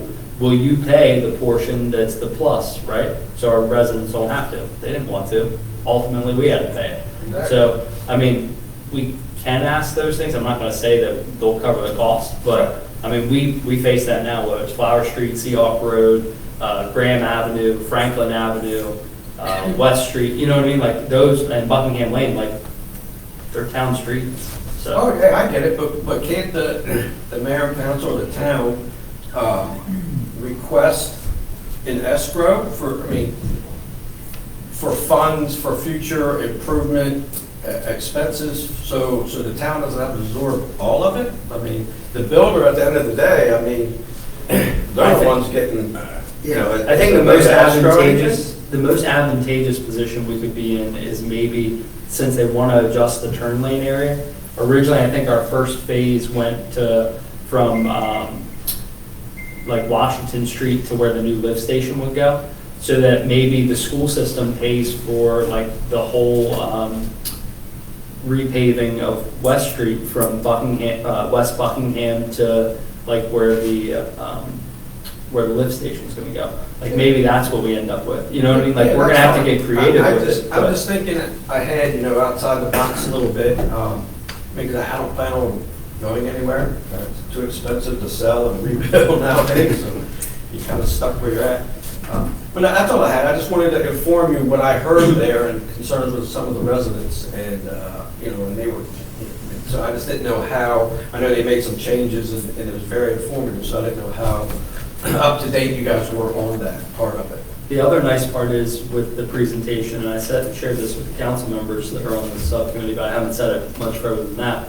They're going from one stormwater site to like 17, and they're going to be handling West Street flow that is not coming from the school to help alleviate some of the flooding concerns too. So I think they're trying to be a good partner. I realize that it's not perfect, but I think they are trying to be a good partner. I mean, the stormwater thing was awesome, the Bottle Branch ditch there, and how they were going to purify the water, and so it's not dirty and all that going into the watershed. No, that's all. I just wanted to let you know what I found and what I was concerned with as a resident and some of the other residents there. And the second part of this is the West Street parking lot seems to be taking off very well. Thank you. I think you may have to add spots at sometimes, it looks like. And improve flow a little bit.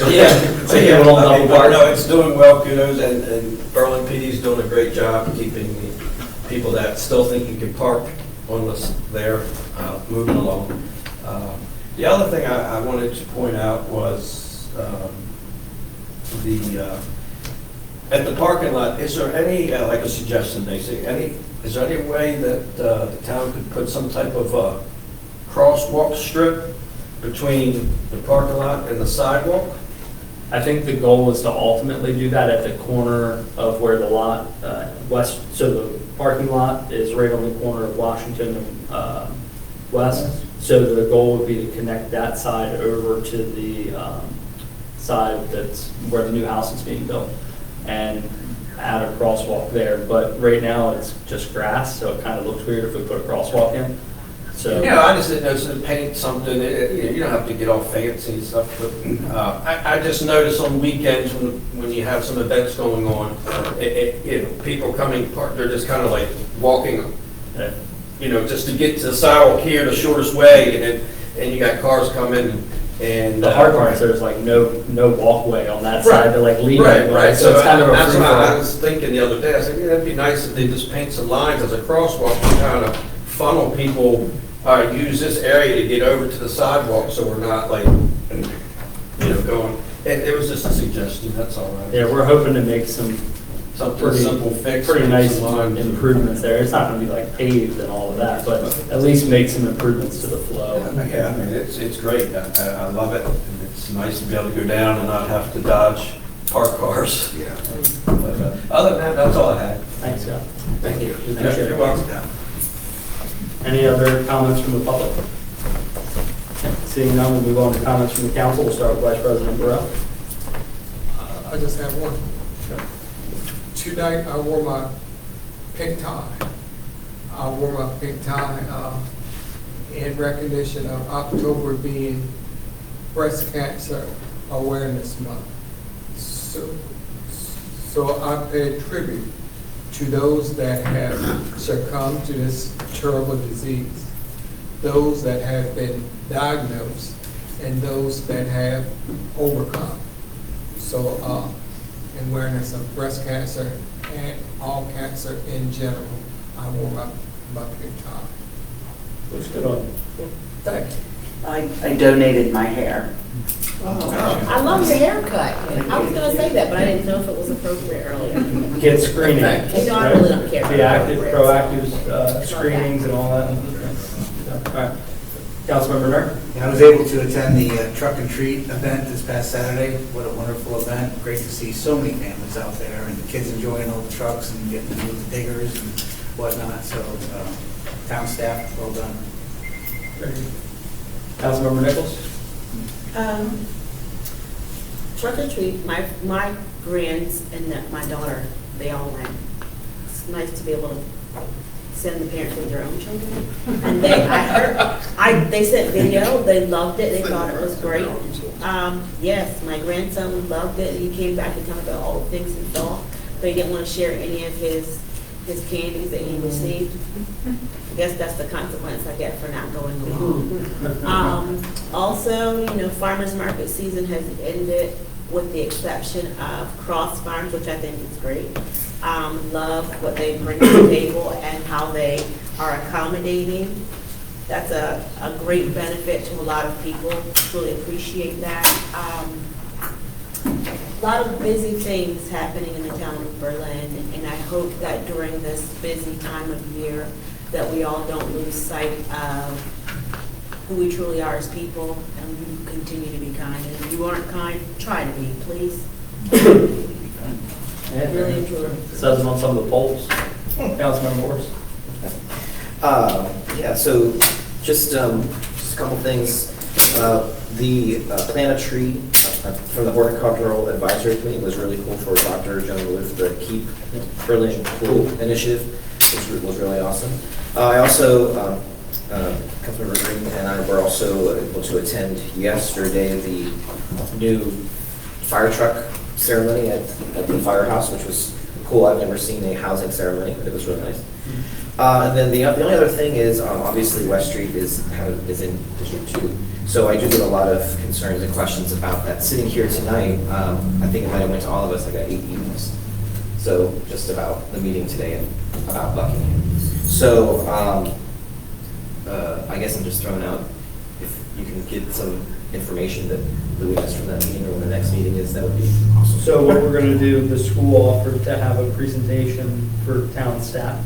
So we'll do it during one of the department head meetings and invite the two of you as well. Okay, that would be perfect. Appreciate that. And I think that's it. Thank you. Thank you. Councilmember Green. So I think my favorite word is balance, and I think that the new events schedule that we have does that. I think it achieves that. I was happy to see I will honestly say I was happy to see some of the ones stay that were under consideration for removal. So I'm happy to see the final slate. So I think that it represents a balanced approach for the town and the nonprofits as well. And Oktoberfest, obviously. In the parking lot, I counted 188 spots on Saturday. And I don't know where they would have gone otherwise. But even Harrison Avenue, the fire completed a lot. I mean, Oktoberfest was, you definitely should be very proud. And I hope you've heard a lot of positive response on that, because it was, Mother Nature certainly helped. But in the book festival, Books and Brews, it maybe seems like an odd match, but it worked. You know, I think that there were people that were coming upon it, or maybe came for books and walked downtown. So I like when it's the double events. I think that works out well. Different identities, of course, and different intentions, but I think it worked out well. And one event that I attended recently, not in the town of Berlin, but about a Berlin-based nonprofit, was Worcester Youth and Family Counseling Services. Thanks to the mayor and Sarah for your help with the proclamation. I was happy to represent Berlin before that. I know my wife serves on the board. She's been on the board a long time. It's been in Berlin for all 50 years, mentoring, counseling. The town of Berlin supports it through the summer camp, and you all remember when they come before us, they often tell us that a number of kids, without that opportunity that the town of Berlin provides, would never have been able to swim, which I think always amazes me that, you know, we live so close to water, but many kids don't have the opportunity. So the fact that the town of Berlin is able to provide that, or at least help provide that, I think is something we should all be proud of. So, yeah, I was excited to be there, and Worcester Youth's a great jewel that we have, and Mariners Country Down, if you've ever been there, it's a pretty special place too. Thank you. Yeah, you need anything else, Steve? Comments from the mayor's office. Go ahead, Sarah, anything? Oh, I was wondering if we could ask the Buckingham conceptual planning folks if we could request that they not schedule meetings on the second and fourth Monday, so that doesn't happen again. Yeah, I don't know if we'll be doing any more of them, but Okay, yeah. I just thought about that. Well, if you don't mind, I can reach I don't mind at all. out. I said something to them that we would be in attendance when they brought up the public meeting time, so. Okay. And then just an exciting note that we are very well underway with our oyster shell project. Hundreds of shells have been Or drilled are we? and painted, and I need hundreds more because we have commitments from Worcester Youth and Family, from the Jesse Clump Memorial Fund, from all of the schools in the town of Berlin. Everybody's participating to some degree in this community art project. So I know Mayor Zach will be Have they already distributing. started painting then? At the farmer's market and Oktoberfest, farmer's market, and truck or treat.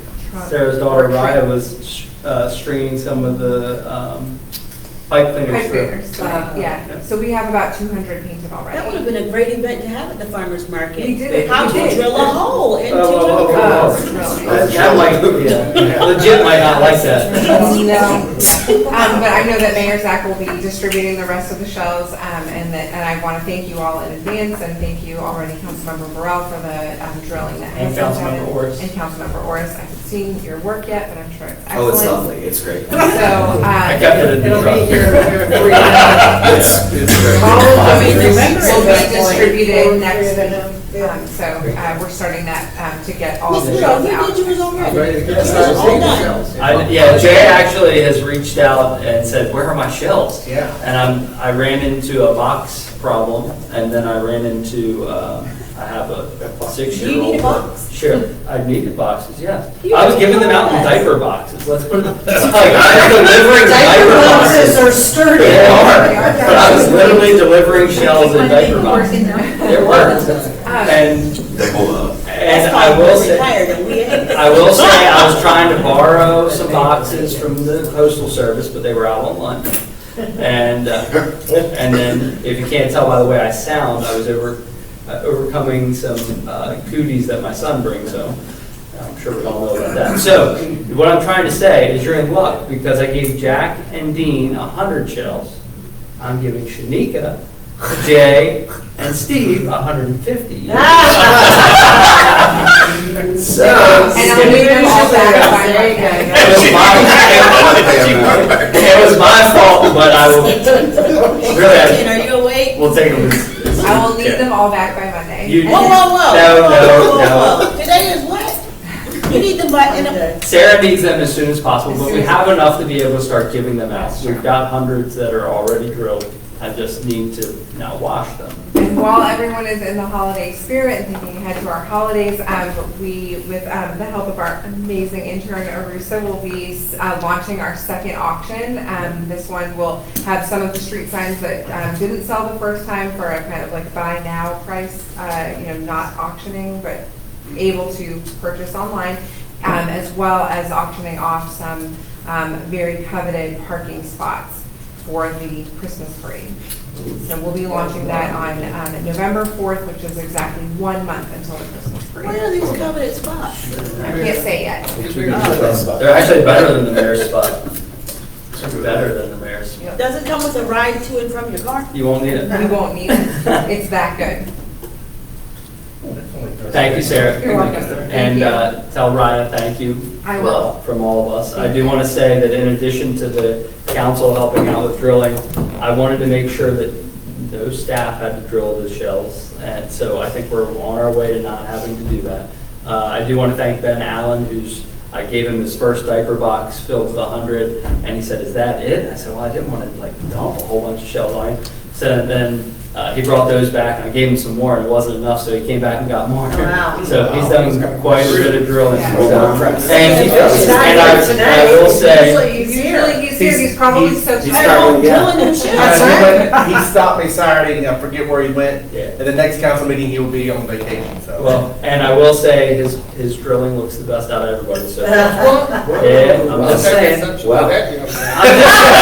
You had a hole in there, that's good job. But I will say that even. Wait, what did Ben do so great to his? It's pretty solid, man, like he took pride in his drilling, not that anybody else didn't, I I'm have just the saying. one up there, He's ever seen. and I'm sending it to a job site. Okay, well, the bar's here, let's see where you all can go. Good job, Sarah. Thank you, Mayor Zach. Thank you. The That's all staff. other thing is, Steve, you did a great job with the ring tax letter. My intention was to have it here, but since I was under the weather, we'll send that out tomorrow so that everybody's got it, and we're sending that. Please, it'll be a quick turnaround. I want to get that to the county tomorrow as well, so keep an eye on your inboxes. I want to thank Water Resources, the Police Department, and Maryland Rural Water for helping track down our hidden leak that we ultimately found, so good job. And then you all touched on Truck or Treat. Charlie did dig a big hole, so good luck. And then Jack, you mentioned something else. It was the planting, yeah. So that was a good turnout. So thank you all. That concludes my remarks. Let's see. Comments from the press? I don't think we have any. Okay. Well, what's the phrasing that we need? The motion to Continue, exec session. Reconvene. Okay, you know what to say? Go ahead. So, with no other comment, I'll make a motion that we adjourn into reconvening in executive session. All right, so Councilmember Ors made the motion. Second. Got a second by Councilmember Nur. All in favor, say aye. Aye. All opposed? Thank you. Vote unanimous. Thank you all. Have a great evening. All right. Hi, Casey, you still close the meeting